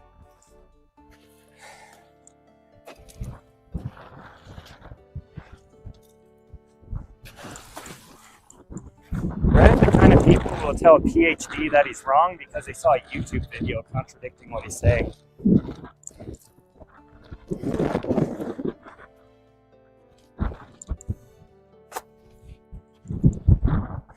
Now, don't get me wrong, I'm not saying I'm a PhD in content creation, but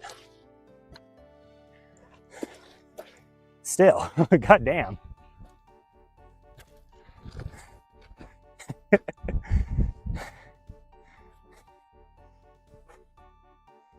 Whew.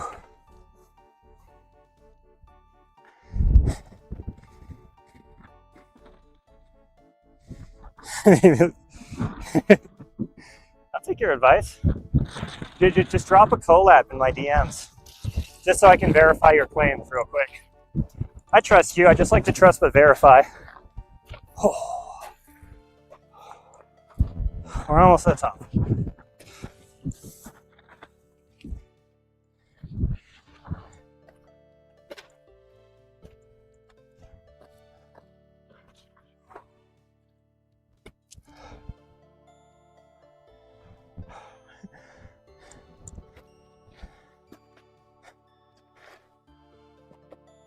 Whew.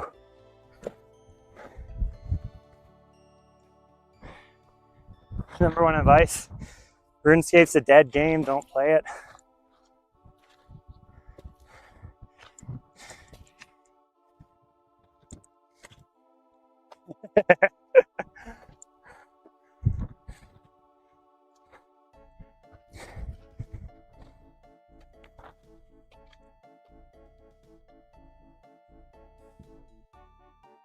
You know, the music artist Young Gravy has a Fishing with Gravy channel. I just want to get to the point where I'm famous enough that I can go fishing with gravy.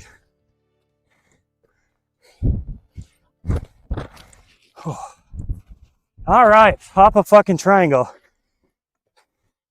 Where's my Red Bull sponsorship, chat?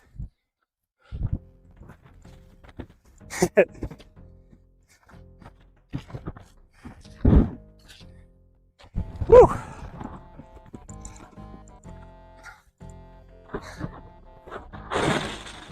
By the way, it's a super fun ski run. All right.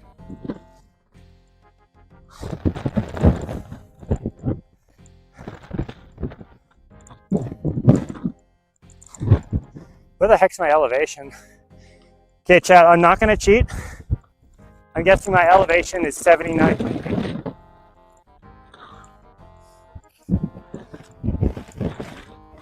Moment of truth. 2428 meters. Let's see what that is.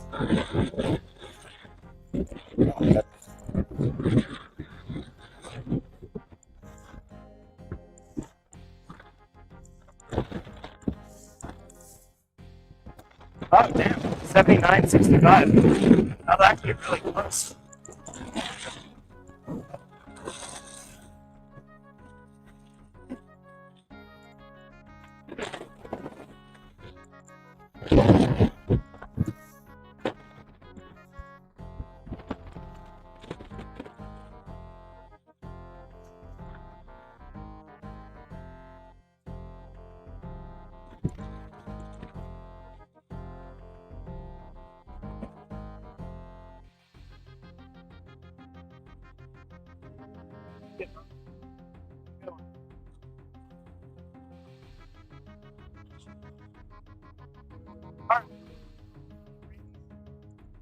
I assume the wind is absolutely fucking up my microphone. And we'll head back down.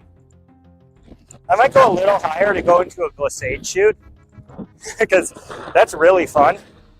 Even though I don't have any of the safety equipment for it, it'll still be really fun. Ah. Dude, hang on. This is thumbnail material right here. Let me go get a thumbnail real quick.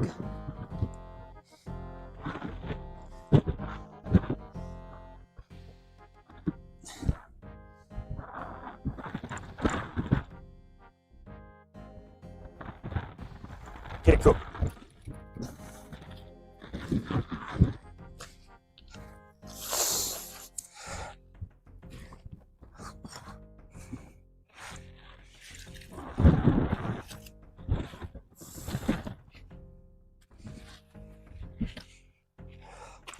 Hey, chat.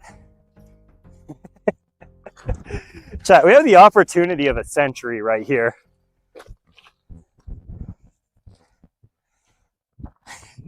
We have the opportunity to do the funniest male activity right now. Give me a second. It's really dangerous, chat. We're not on TikTok anymore, so we can do shit like this. Oh God, come on.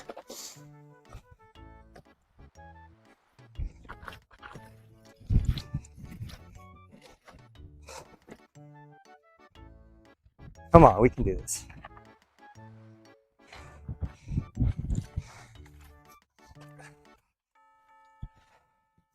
Yeah, let's do a smaller one instead.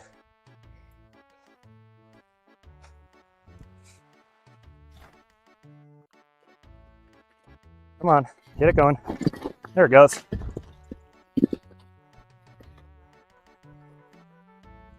God damn it. No, we gotta get the big one going.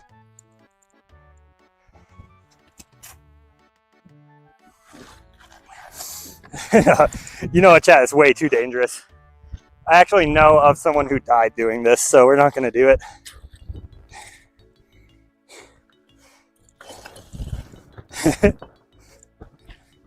That one little weenie rock was our one chance.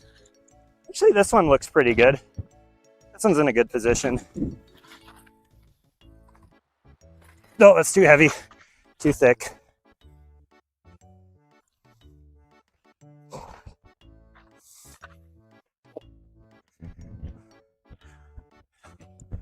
Okay, here we go. This rock looks safe. There we go.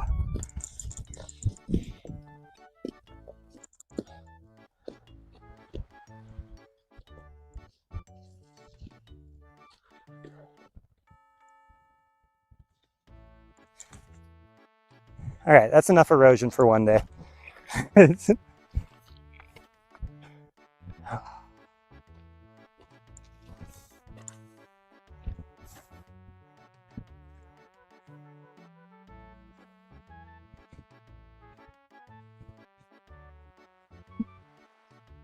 You sound like my dad right now.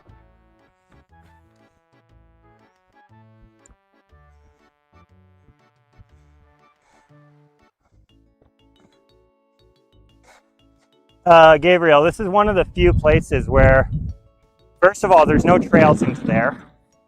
Secondly, you can very clearly see anybody who would be down there. Like you're absolutely right, unless you could see. I don't know if you guys can see it, but there's a little stone wall bank down there. That's gonna catch the rock. And so it's not gonna go like around the corner and Shrek someone on the way down. Rolling the rock down this side, where there's no easy break, and it could just tumble down the mountain and kill someone, would be super dangerous.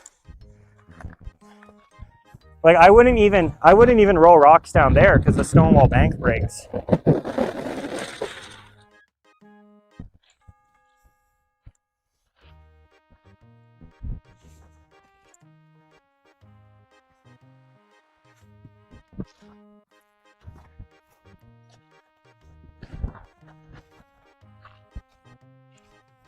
Yeah, you would be schmucked if you got hit by that rock.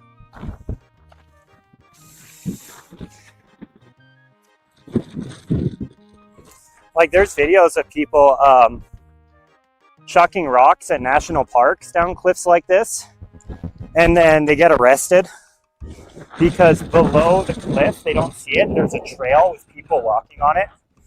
I think someone died pretty recently from someone rolling a rock down a hill and just like nuking somebody down below. It is also really dangerous, by the way. Like, for example, that big rock, if I was pushing it too hard and it moved unexpectedly, it would take me down the hill. And you're probably thinking, oh, it's just like a steep scree slope, you'd stop. And that's true in a vacuum. But you also would have a 100-pound rock bouncing down the hill right next to you, crushing your legs. So Too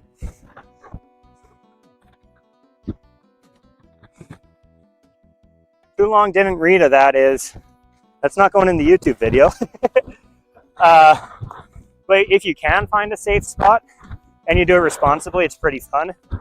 But don't do it without understanding the risks.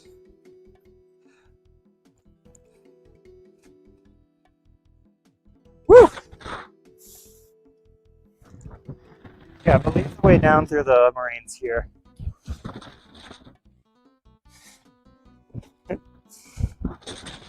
By the way, can you guys hear the wind? It's super loud for me.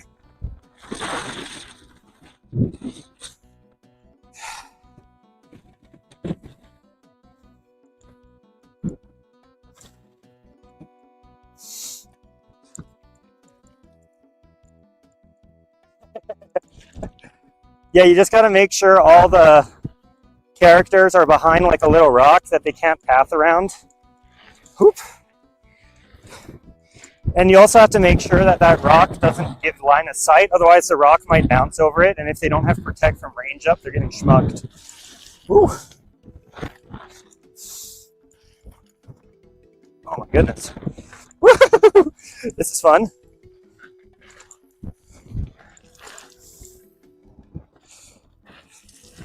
Oh my goodness. Oh my goodness.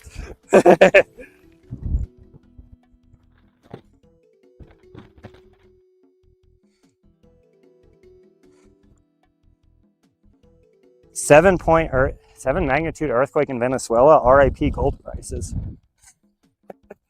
But in all seriousness, I hope they're doing okay. I actually know somebody from Venezuela, or I used to know them. Back when I was a bad banana and I broke a bunch of Runescape rules. Actually, I don't think it was against the rules at the time. Because I never sold my gold. I used to service accounts when it was still legal. And one of the guys who would help us like get contracts was just some guy from Venezuela. I think from Caracas too. And like, he was super chill. Whenever we didn't have contracts going, like, he would try to teach me the Venezuelan dialect of Spanish, which is a little different. And I would try to teach him like programming. And then we, like, when I stopped playing RuneScape so aggressively, we kind of just lost ways. Hope he's doing all right. Probably his Discord still. But like, they're just regular dudes.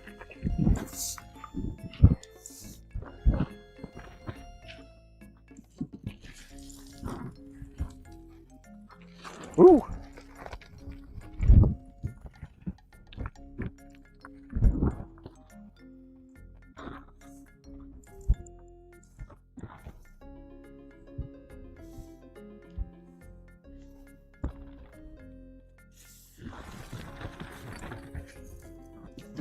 I also know, not super close, I know this chick from Pakistan who would sell gold.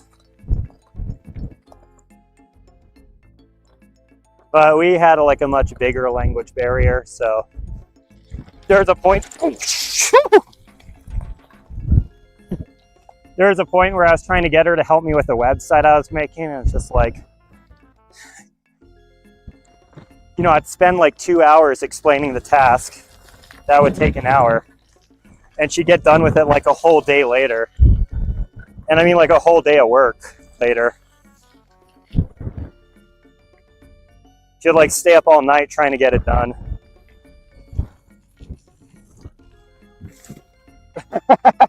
That actually would be, that would be kind of funny. Again, it would suck for the people like the Venezuelans, but that would be a really funny way. Imagine like they're about to PK a hardcore and then just they all stop moving because their internet died.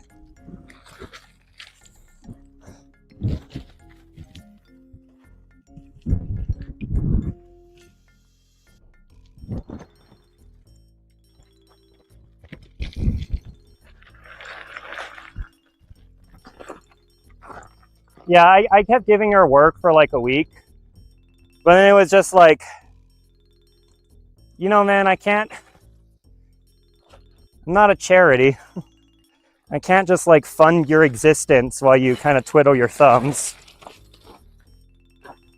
It's not worth it for either of us because I can't sustain this. Like I can't pay your bills while also, you know, trying to develop a website.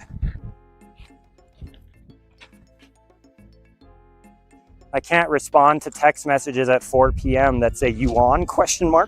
While I'm in like the middle of my real job.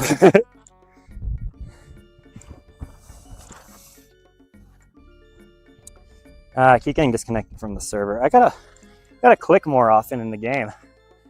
God, I'm getting too distracted by all the fun I'm having in real life.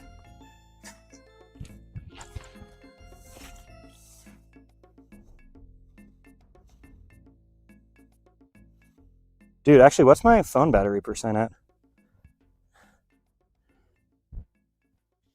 Hang on, chat. My phone battery might be kind of...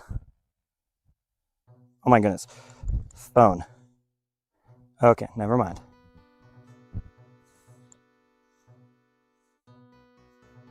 Phone. Okay, it seems fine.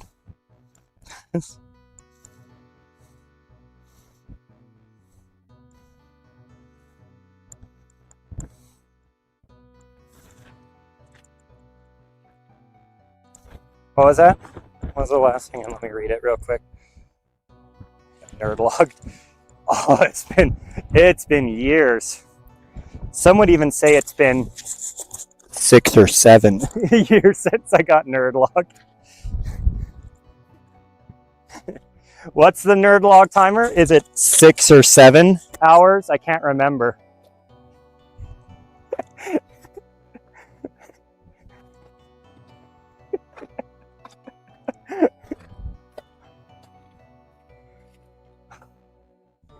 This is what happens when you guys leave me to my own devices.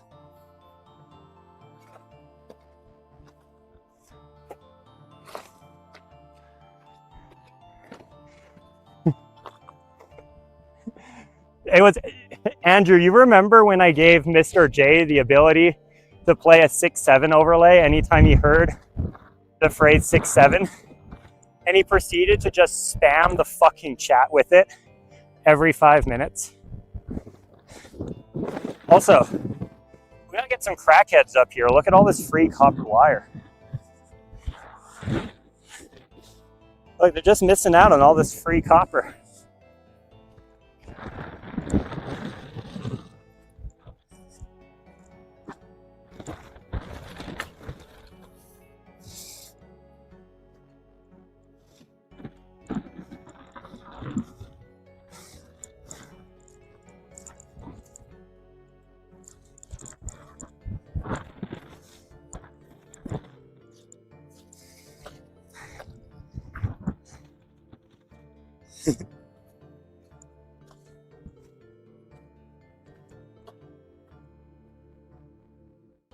Hey, Andrew, I got a question for you. When was the last time you lost the game?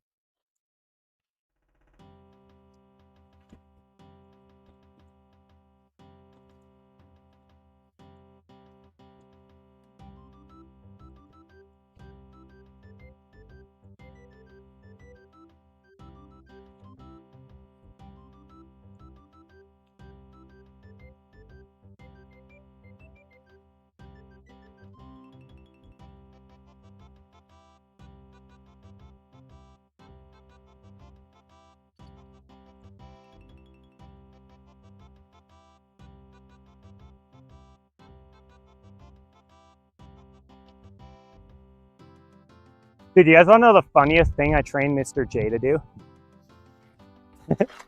So if anyone's new to the stream, Mr. J is what we call the stream AI when we don't want him to suddenly appear in chat and fuck shit up. He is named after the, what's it called? The AI in what's it called? He's named after the AI in Iron Man. But the second you see his name, he comes in and does weird shit.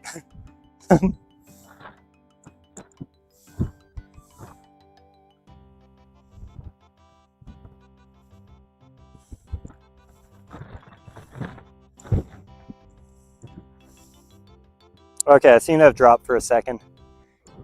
It's probably all the chaos. Am I back? Just gonna double check that we're back.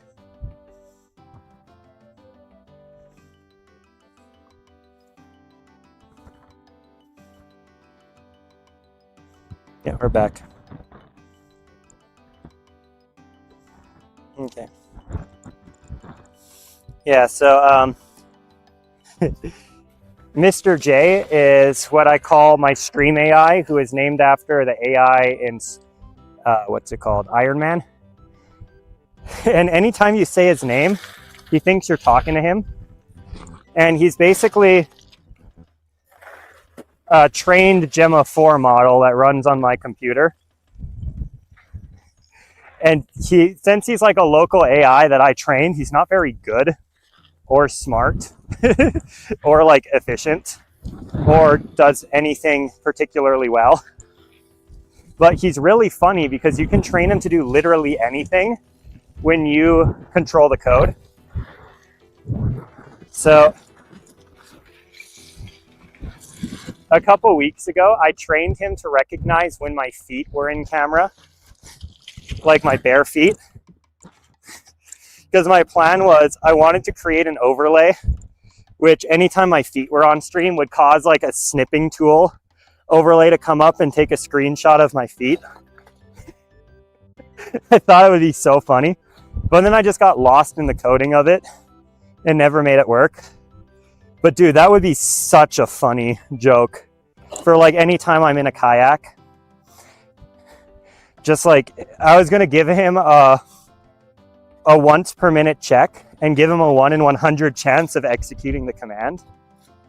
So, you know, we'd just be like cruising around in the kayak, and if and only if my feet were exposed, like once every hour or two, he would come over and take a screenshot of my feet.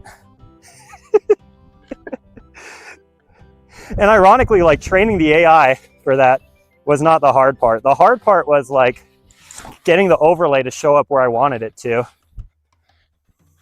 And then I eventually kind of like bailed on the project. Ooh, this is fun.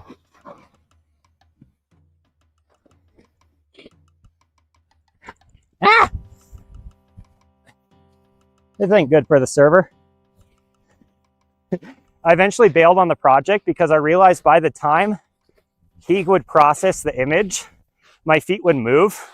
So a lot of the times he would just miss with the overlay, and then it would look really awkward. And I never got to the point where like an overlay was created. It was only ever like to the point where it would like show me the coordinates. Oh, we got to do it again though. I will warn you guys, at some point, all this bumping might unplug something in my server, and then the stream will drop. If the stream does drop, that'll just be a funny end to today's stream. If the stream doesn't drop, we're going to be live until we get back down to the car. Sound like a deal?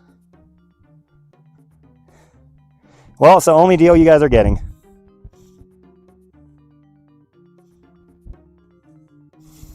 So let's send it. Uh-oh, I'm going right for the rock.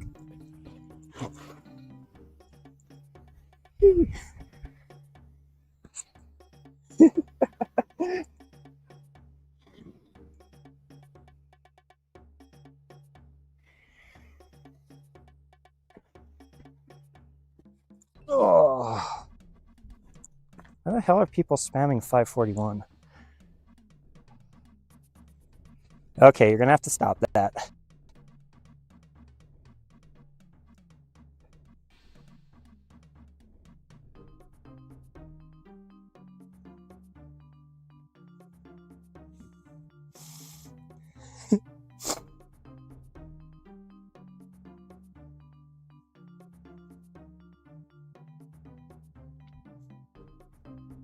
The hell does 541 mean?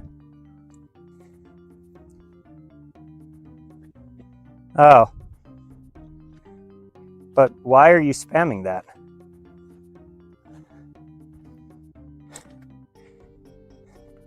Also, it's only the cool part of Oregon area code. The Portland area code's 971.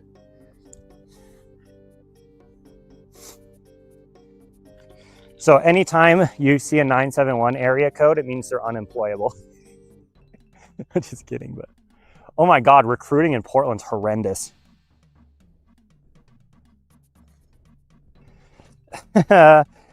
We are supposed to have a lot more snow than this. I remember I came up here in, was it late July last year when there was the heat wave? No, we're not turning on. 20% battery. Portland. Dude, man, recruiting in Portland sucks. You get like 200 applicants, and like half of them I wouldn't hire to be a dishwasher at an Arby's. Like, it's rough. And I mean, there's a reason why they're unemployed, obviously, and looking for jobs. And then you get past that first half, and then you have people I would hire to be a dishwasher at Arby's, but not much else, because they leave jobs every 3 months. And you're like, oh, no wonder your resume looks so nice. You keep updating it 4 or 5 times a year. It's like, okay, we don't want those guys. We filter them out. Then probably about 15 to 20% of them are like qualified. So they get a phone interview. Half of them don't show up to the phone interview. Of the half that show up, a bunch of them are like completely out of their mind, probably about 50-50 again. And now we're down to like 5% of the applicants who get a second interview. Half of them don't show up. It's just wild. And then what you end up with is like, you post a position, you get like 200 applicants, and you hire like 3 people out of it. Versus Bend, you post a position, you get 10 applicants, because the job market's so much tighter, but half of them are qualified. And you interview them and you get like 1 or 2 hires out of those 10 people because like they have actual work ethic here. It's just crazy. And I don't know if it's just like a work ethic or a culture thing, but it is shocking. Like how much worse the applicant pool is in Portland compared to Bend. And I don't experience that anywhere else. Like Eugene, dude, Eugene's got a whole bunch of druggies applying, but it's pretty easy to sift them out. And then the people who do end up applying, they end up showing up to work. I really don't get what it is with the Portland crew. And I'm sorry if that's like some hyper specific rant you guys don't care about, but it's been my life for the past couple of weeks. And because it's been my life for the last couple of weeks, it's now your guys' problem.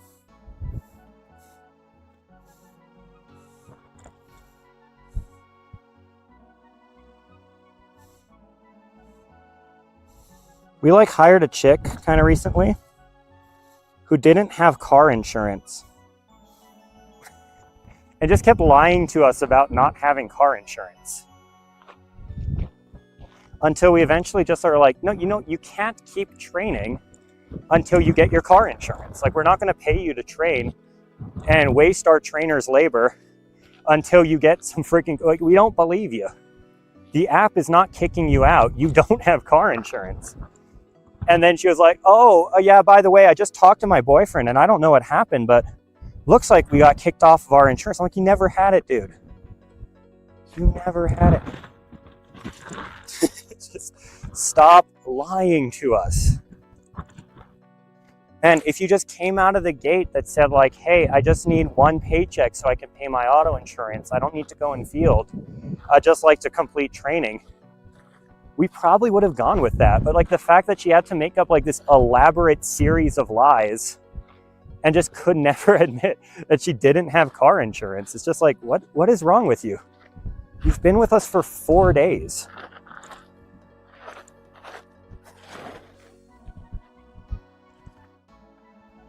And we don't get that shit in Bend. You know what I mean? Like, don't get me wrong, we get users in Eugene. when we hire. We get people who show up on like drugs. And I don't mean like weed, I mean like drugs. And we're like, okay, go away. Like, this ain't the role for you. But we don't get those like just totally like just impulse liar people. That's like a real Portland phenomenon, and I don't get why. It's very odd.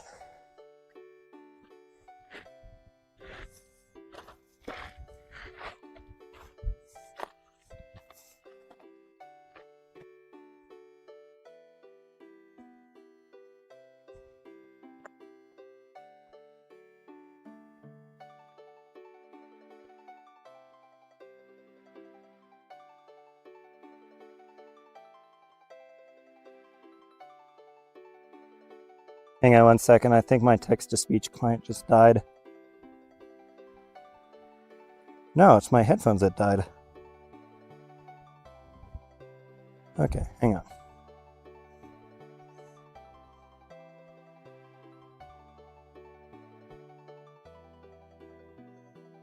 Yeah, chat, my headphones are cooked. Let me go swap them back out.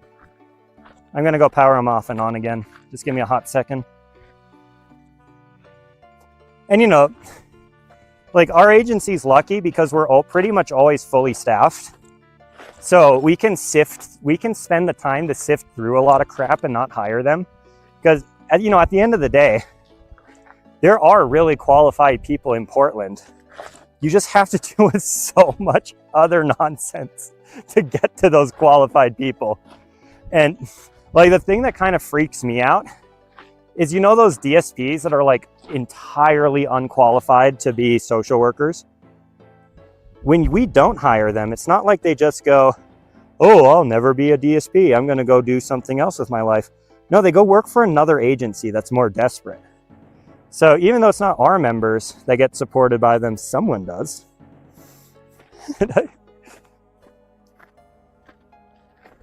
Like the very obvious user in their free time who shows up to work faded. Like still faded from the night before. Like that's driving somebody around town. Not our clients, but somebody's clients.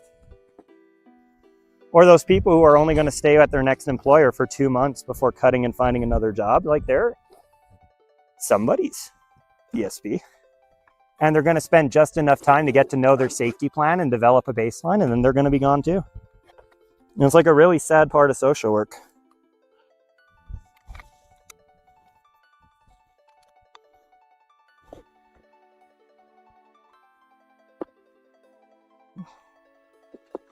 Okay, I restarted my headphones.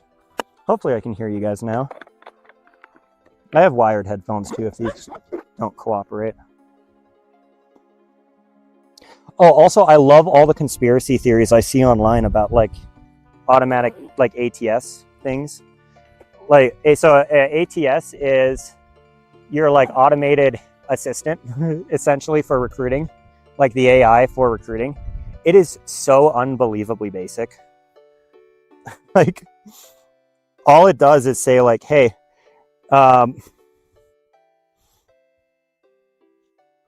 cooked? Is my stream cooked? Or are you talking about something else? Hang on, let me go check my stream because someone said cooked. Oh, stream's fine. Okay. Yeah, so what was I talking about?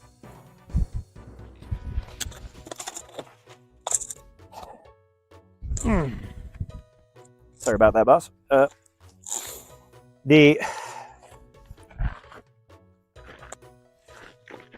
Oh my goodness, I'm having a good time here. ATS, yeah, the ATS. So the ATS is the thing that like automatically rejects people. Oh, gotcha. Yeah, so the ATS is the thing that automatically rejects people. It is so incredibly bare bones. Basically, all you put in is like, you know, automatically reject everybody if their last 4 jobs had an average stay of like a median stay of less than 6 months. So like all those job hoppers, you know, who change jobs every 3 to 4 months, you don't even have to see the resume. Or it'll be like, you know, if you're hiring for somebody who needs a med tech license, right? You just set med tech license. Do you have it? Yes, no. If they answer no, it automatically rejects them. Like, that's the level of automation the ATS provides. Some of them will also score candidates, but it won't automatically reject people based off of the score. It'll just like suggest a score. So you can like hide white text to hijack the AI and like inject a prompt. And what's going to happen is like the recruiter might see it and the AI says, this is a 5-star applicant, but then the recruiter is just going to look at your resume and go, no, it's not. And they're going to click the red X button. And like, if your job history is so cooked that the ATS is automatically flagging you down, like out of the system, like that's on you, bro. I don't know what else to tell you. Like, there's no way to reformat your resume or hide white text, because like you can lie about it, but then they're going to do an employment verification request because they cost $2 a piece and everyone does them. And then they're going to find out all your stays on your resume were incorrect, and they're going to rescind their offer, and you just wasted a ton of time. It's just like, and people have these whole elaborate like things about how, you know, recruiters are dead, they don't do anything. It's just like, you don't. It's not an AI robot putting your resume in the garbage. Your job history sucks, dude. You can be mad about that, but you're the one who controls your job history, not the ATS. Also, real talk, if you guys ever want me to just like review your resume, I'm not going to tell you how to lie or like cheat, because again, don't lie in your resume. EVV is $2. But like, you don't have to tell them everything. You can leave certain things off. Like, if you took a temporary role 3 years ago, don't put that on your resume, assuming you have other job history. Like, our entire role is to predict your future behavior based on your past behavior.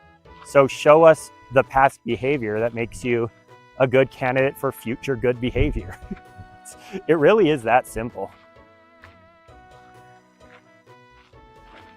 Oh, and interview questions are like a whole nother can of worms. We don't care about your answers, especially not in the phone screen. Here's something else that a lot of people need to learn about recruiters. My job is not to ask you questions and judge your responses. My job is to ask questions that a functional employee can answer in a coherent way, and a problem employee will answer in a completely different way. And as long as you're not that problem employee, you won't answer it the wrong way, and you're not going to have any problems. Like, a good recruiter questions is all about just getting people to like figuring out what traits you absolutely don't want in your company, finding out what questions will filter out people with those specific traits. And it's just like, you know, it's an art and a science, but if you're not a problem employee, you should be passing most of your interviews. Actually, that's not true. Like, you're not going to pass most of your technical interviews, for example, if you're fresh out of college. Like, that's just a thing, right? If you're applying to Google, like, the phone screen is going to be a basic personality test, but the everything else, like the, you know, tell me how you would solve this problem. That's a lot more like looking for specific kinds of answers. Oh, and here's the other fun part. It's not about getting the answer right. We're trying to figure out how you think. So like, there is a kind of famous Google interview problem where it's like, if you have a wire connecting two poles that is 80 feet long, and you space the poles such that the wire drops down 40 feet, how far apart are the poles? So the correct answer is the poles are touching each other, because that's the only way you can get 40 feet down, 40 feet up on an 80-foot line. if you just say that answer, the interview is not going to think, oh my God, he's a genius. They're going to think, oh, he's heard that one before. Let me try a different one. What they're trying to see is like your thought process. You're trying to see like, do you start with the mathematical approach where you try to calculate the cotangent? Do you try to visualize it by, drawing out things? Do you build a physical model and move them back and forth? They're also waiting to see how your brain clicks when you realize it's hanging straight down. Because again, there's thousands of ways to come up to that correct answer. But it's not the answer they're looking for. It's the how do you think through the problem. And like, I see so many people just on, in particular, like coding things where they just memorize leak code answers. And it's like, that's not going to get you a job. You're just going to speed run the interview process and the guys go back and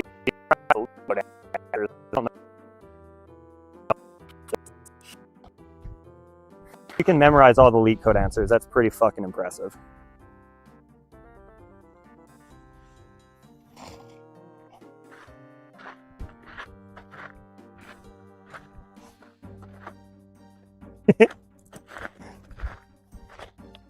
Woo! I know, man. This is a really nice spot to go on a walk.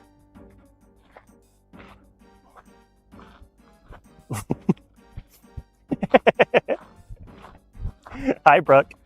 I love you. I'm on the last half mile. I'll be down pretty soon.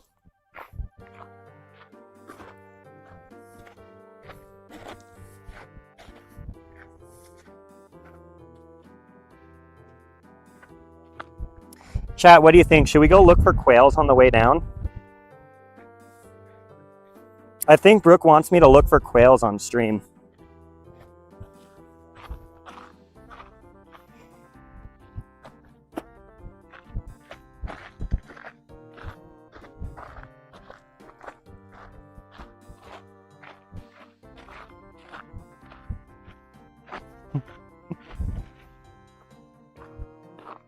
See, this is what an interviewer would say. Brooke is taking the mathematical approach to solving the problem. She's approaching the problem in a very literal sense, which can be good in certain types of problems.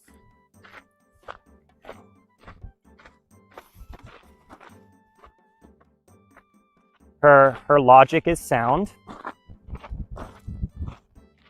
However, she is committing to an unproven assumption, which could be dangerous, especially if you're looking for a statistical field.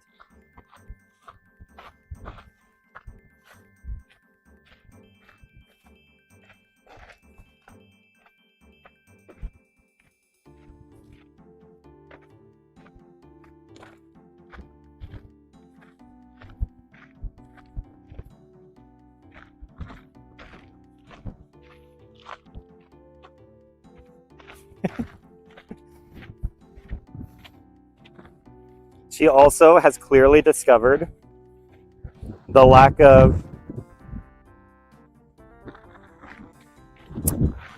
quantum computing. Interesting. AI is definitely more generally useful than quantum computing. So I'll give you an example of quantum computing that will make it easy to understand. You guys see that cloud off in the distance over the mountain? If I wanted to know the exact shape of that cloud 5 minutes from now, down to like the individual updrafts, I would have to model every molecule of air moving through the forest, catching updrafts, hitting the mountain, all the vortexes of infinite possibility. Even on the world's strongest supercomputer, it would take me days or years, or it might not even be possible to compute how long, or it might not be possible to compute exactly how that cloud will look in 5 minutes. But if I were to wait 5 minutes and take a picture of the cloud, I would know what the cloud looks like in 5 minutes. So what quantum computing does is it abuses quantum mechanics to create a really, really complicated series of waves that interact with each other. And then it just takes a picture, essentially, of what those overlapping waves are at the output. And it would take a normal computer an infinitely long time to calculate what those waves would look like at the end result. But all you have to do with the quantum computer is push the run button. So that's where you get those, you know, like stats about how a quantum computer solves a problem that would take the smartest supercomputer of the age of the universe to solve. That problem was just, what does this wave function look like after it runs? Now, what would they do with quantum computing is actually really cool.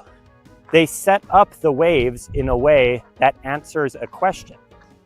So an example of this would be, if you wanted to know how much the Deschutes River pours out of water, again, you could model the flows, or you could just put a bucket at the bottom. And there are certain types of questions, like programs, where you can reimagine them as interacting waves through like really high-level mathematics. And then you can put those waveforms into the quantum computer, take a picture of the end result, and then reverse the process to get like the real answers. And then like one of the examples of this is the SHA algorithm can be reimagined as a bunch of waves. And that's where they're talking about like how it can break encryption. But the problem is there's a new algorithm called TLS, which cannot be restructured as a group of waves. So a quantum computer can never break TLS encryption as far as we know, because there's no way to make a physical object recreate the exact conditions you would need and take a picture of it at the end. And what I'm getting at is quantum computing will kind of ruin a lot of things because it can break SHA and because it can do a lot of really specific calculations. But it is literally just like if you imagined a beaker, right? A beaker can measure water, it can measure flow, but it can't measure temperature. It can't do a lot of things. Most things in computing, a quantum computer is absolutely no help with. And the only reason people are investing so much money is because it can break SHA. And like that is literally the only reason that the defense contractors are spending billions upon billions of dollars to make them. And your bank apps all use TLS instead of SHA now. So all your banking is secure. Your credit cards all use TLS. RCS and iMessage now use TLS. So it's like AI is going to be hugely disruptive. Quantum computing is not going to be. It's just going to be a tool that people use for like breaking encryption. Oh, but Bitcoin's dead.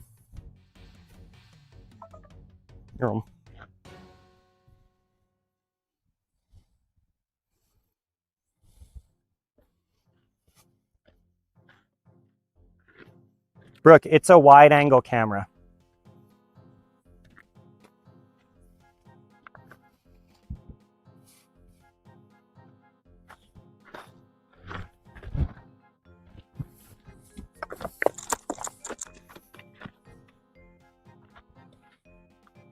I'm walking at 2 miles an hour. It's just a wide view camera. Look, here's the proof.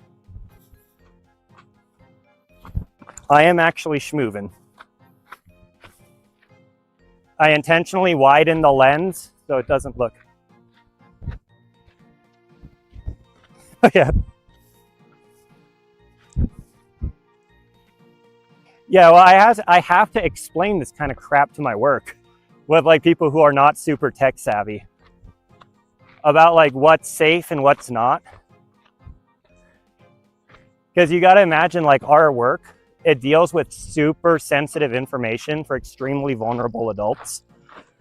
So there are like bot farms in India that are collecting all of our encrypted communications.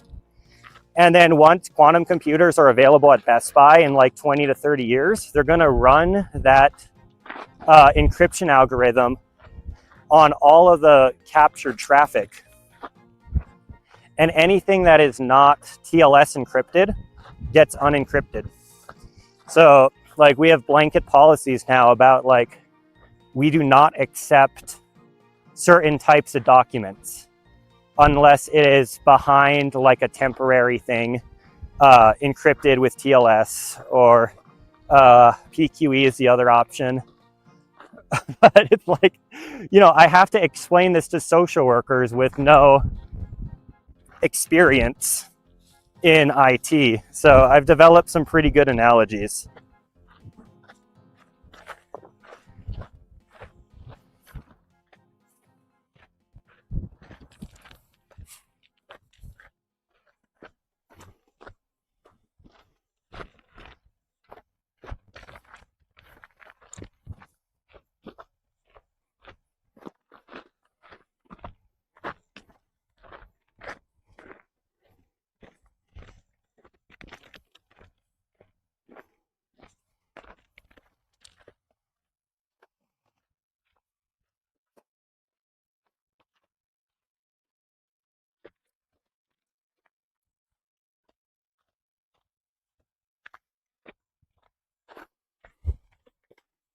But yeah, if you want to know about recruitment, IDD services, or like obscure ass IT things, I'm your guy. If you want to know about pretty much anything else, I'm just a monkey who repeats shit I heard on YouTube. There is like no in between for me.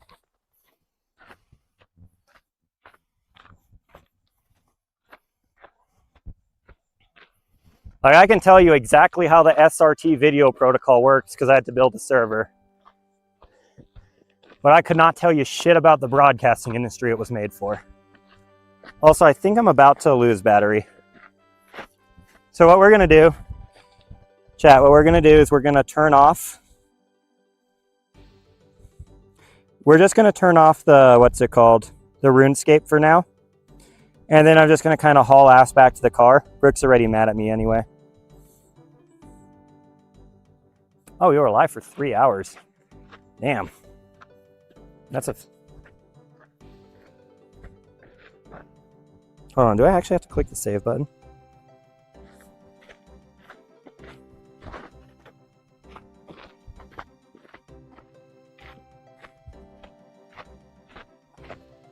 Okay, so now we should have the RuneScape stream dropped.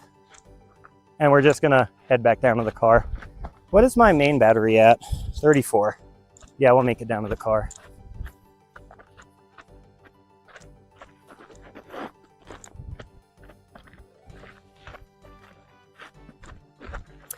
So, I work for a company that specializes in adults with intellectual and developmental disabilities. I'm responsible for recruiting staff, training those staff up, and then also, unrelated, all the software development and IT for the company. So like,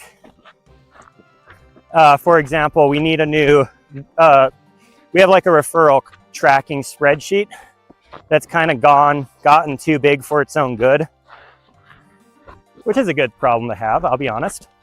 We have more referrals than the spreadsheet can accommodate. But like one of my big projects this month, or I guess July month, is to rebuild everything into an app that can work on your phone and is designed as PM software, which is project management software, instead of like a sheet. All, by the way, while providing, like recruiting all new hires and providing about 20 to 30 hours of in-person training to each of them.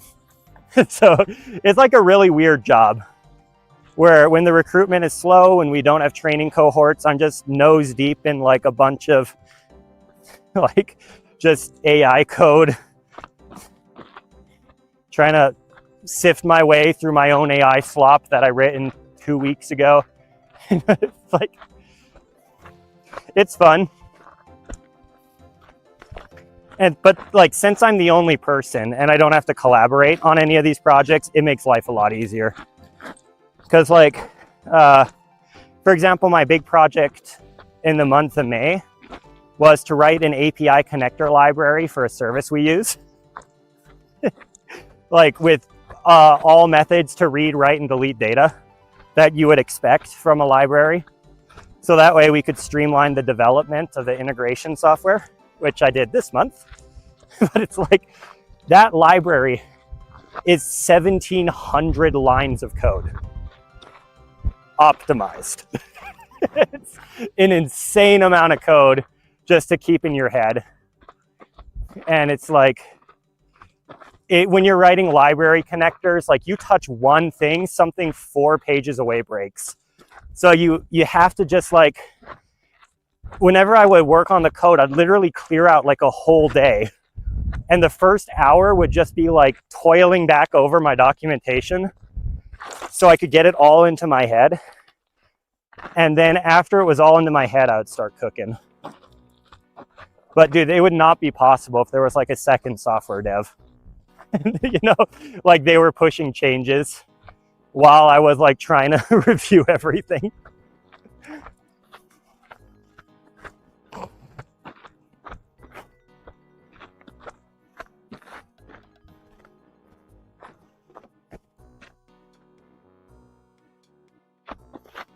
And what's kind of funny is the only languages I know like really well are JavaScript, Java, and Python. So anytime like I'm working on, you know, a program that's going to run on silicone, like in our software, you know, it just, anytime there's like C or C#, I'm like, fuck, here we go again. What's kind of ironic is I have an easier time with C than C#. Like to me, C makes a lot of sense because it's all so like instructional, but C# is too close to Java that I just start putting in like Java methods and Java functions, and then I break my program. Like, what do you mean to title case is not a function in C#? I actually have no idea if it is, but it'll be like, I run into that shit all the time.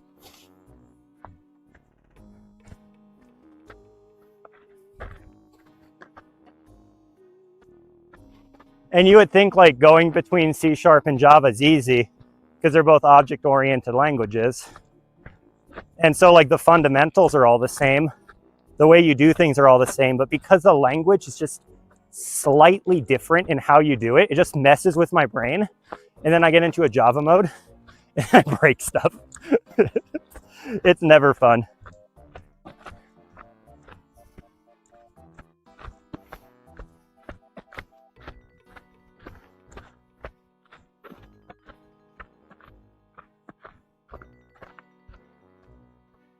Oh, God, uni. Oh, you said C at uni. I was like, I don't even want to know what uni is in aerospace. I thought it was like some assembly level language for rockets or some shit. That would have been rough. No, so I like C in the sense that it's easy for me to understand, but it's really hard for me to write. The good news is AI is really good at writing C. So when you combine like me just kind of getting how the program works, plus AI being able to write the next step, like that's what makes C manageable for me. If I had to write everything in C, I would not be having a fun time.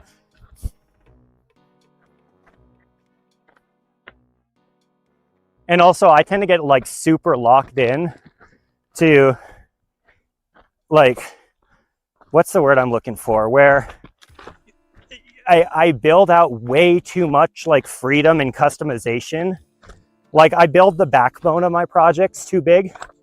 And then like, I'll be talking to, you know, the associate director about like, you know, I'm building it this way so we can add modules and so we can do this. And then like, Kristen will just be like, why don't you just make it in like a connector? And I'll be like, that's a stupid, hold on, you're onto something. Like, you're not using the right words.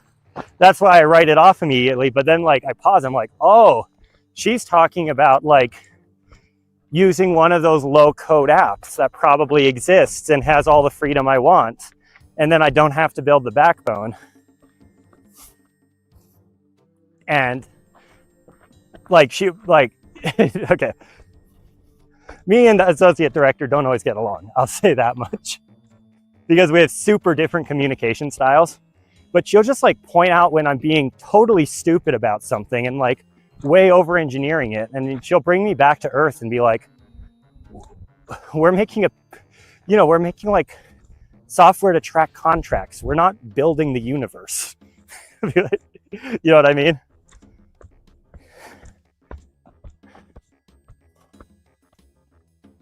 And that's honestly helped me a lot in like my personal programming projects, just being like, what do I actually need?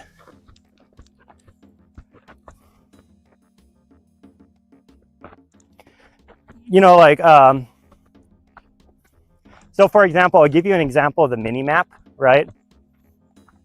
I could render the mini map in real time, or I could just make an HTML file that reads a port I have open on my computer and just feeds raw real-time GPS data to, and then life is easy.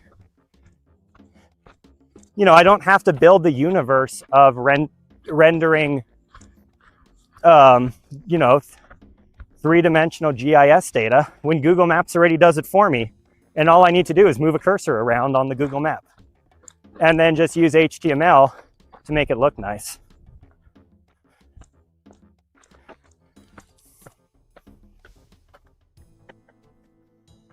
Here.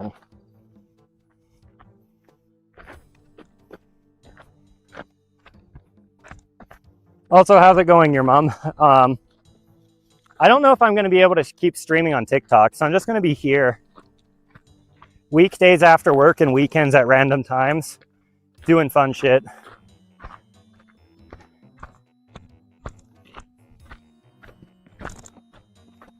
The TikTok live stream, every time I go live on my home server, the new one,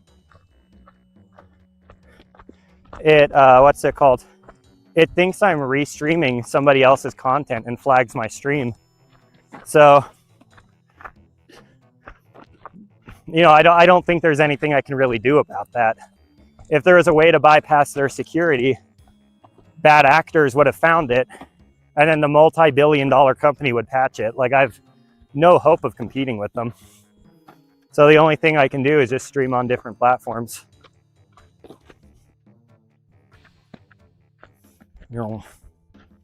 Strength level, 46 in game.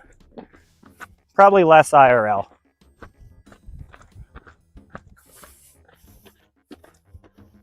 Oh my god, chat, I just realized I need to start Olympic lifting so that I can do the strength KP mode in real life.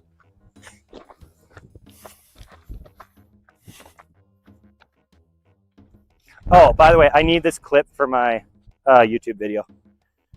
I need to go get me touching grass.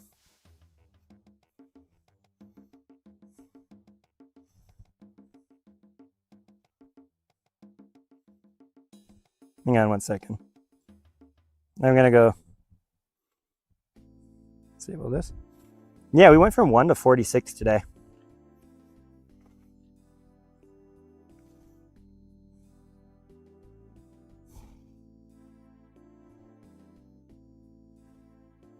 Okay, that's perfect. That's just going to be like a 1-second clip anyway, so there's probably something usable in there.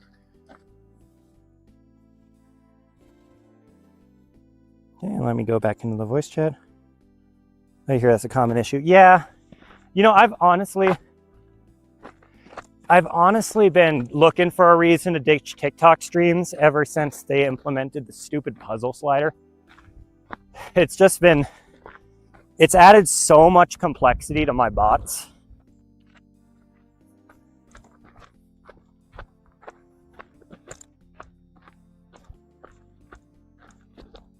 Christmas Yeah, I'm working on a banger YouTube video for this series, by the way. So I'll try to get that out tomorrow. No, so I'm going to try to finish it tomorrow night. And then I'll try to get that out on, what's it called? My brain's struggling, chat. I'm sorry. I'll try to get that out on probably Friday, actually, now that I think about it. Holding it for an extra day, but so that it's, you know, premiering when all my weekend streams are around and people can stay up later. That's not going to work because he doesn't look for captchas anymore.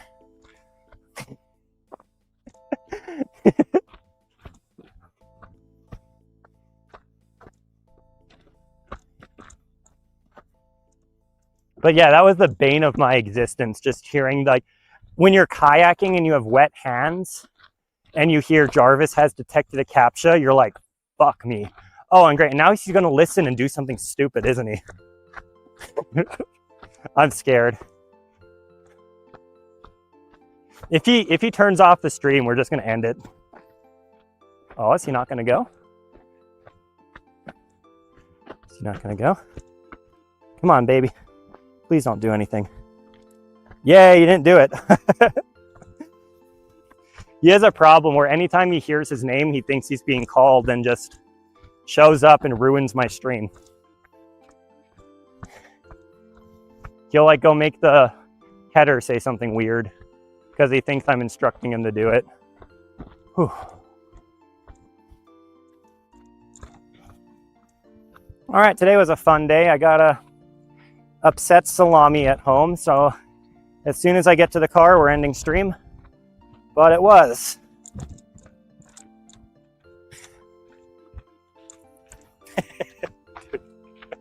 Dude, I got the most fucked up email, a scam email. Let me read it to you. So they're using a header exploit to make it look like your account sent it to yourself.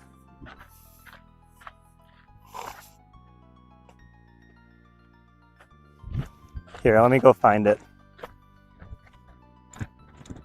Yes, I do think it's...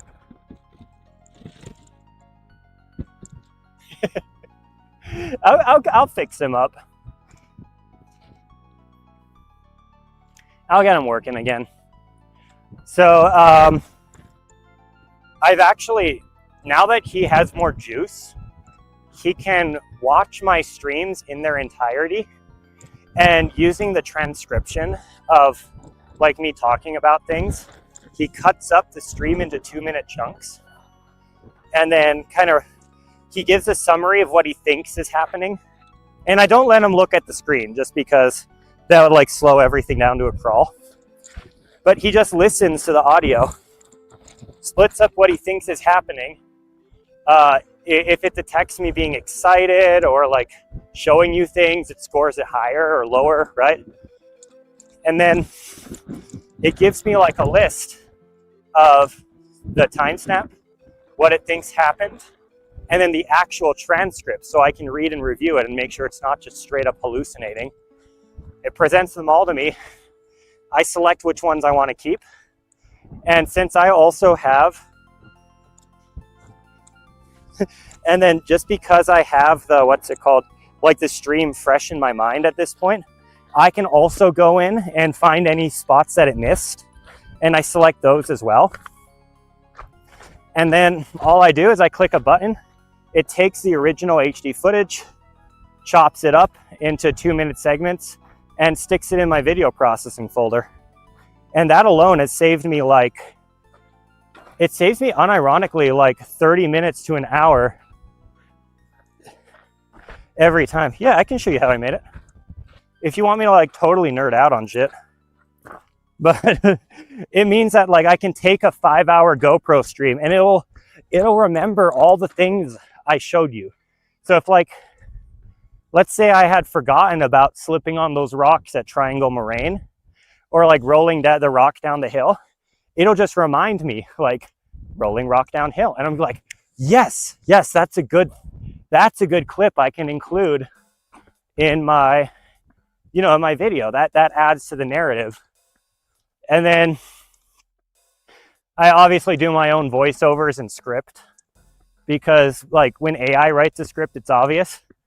But eventually it'll get to the point where it's like, you know, here is my normal flow for a video.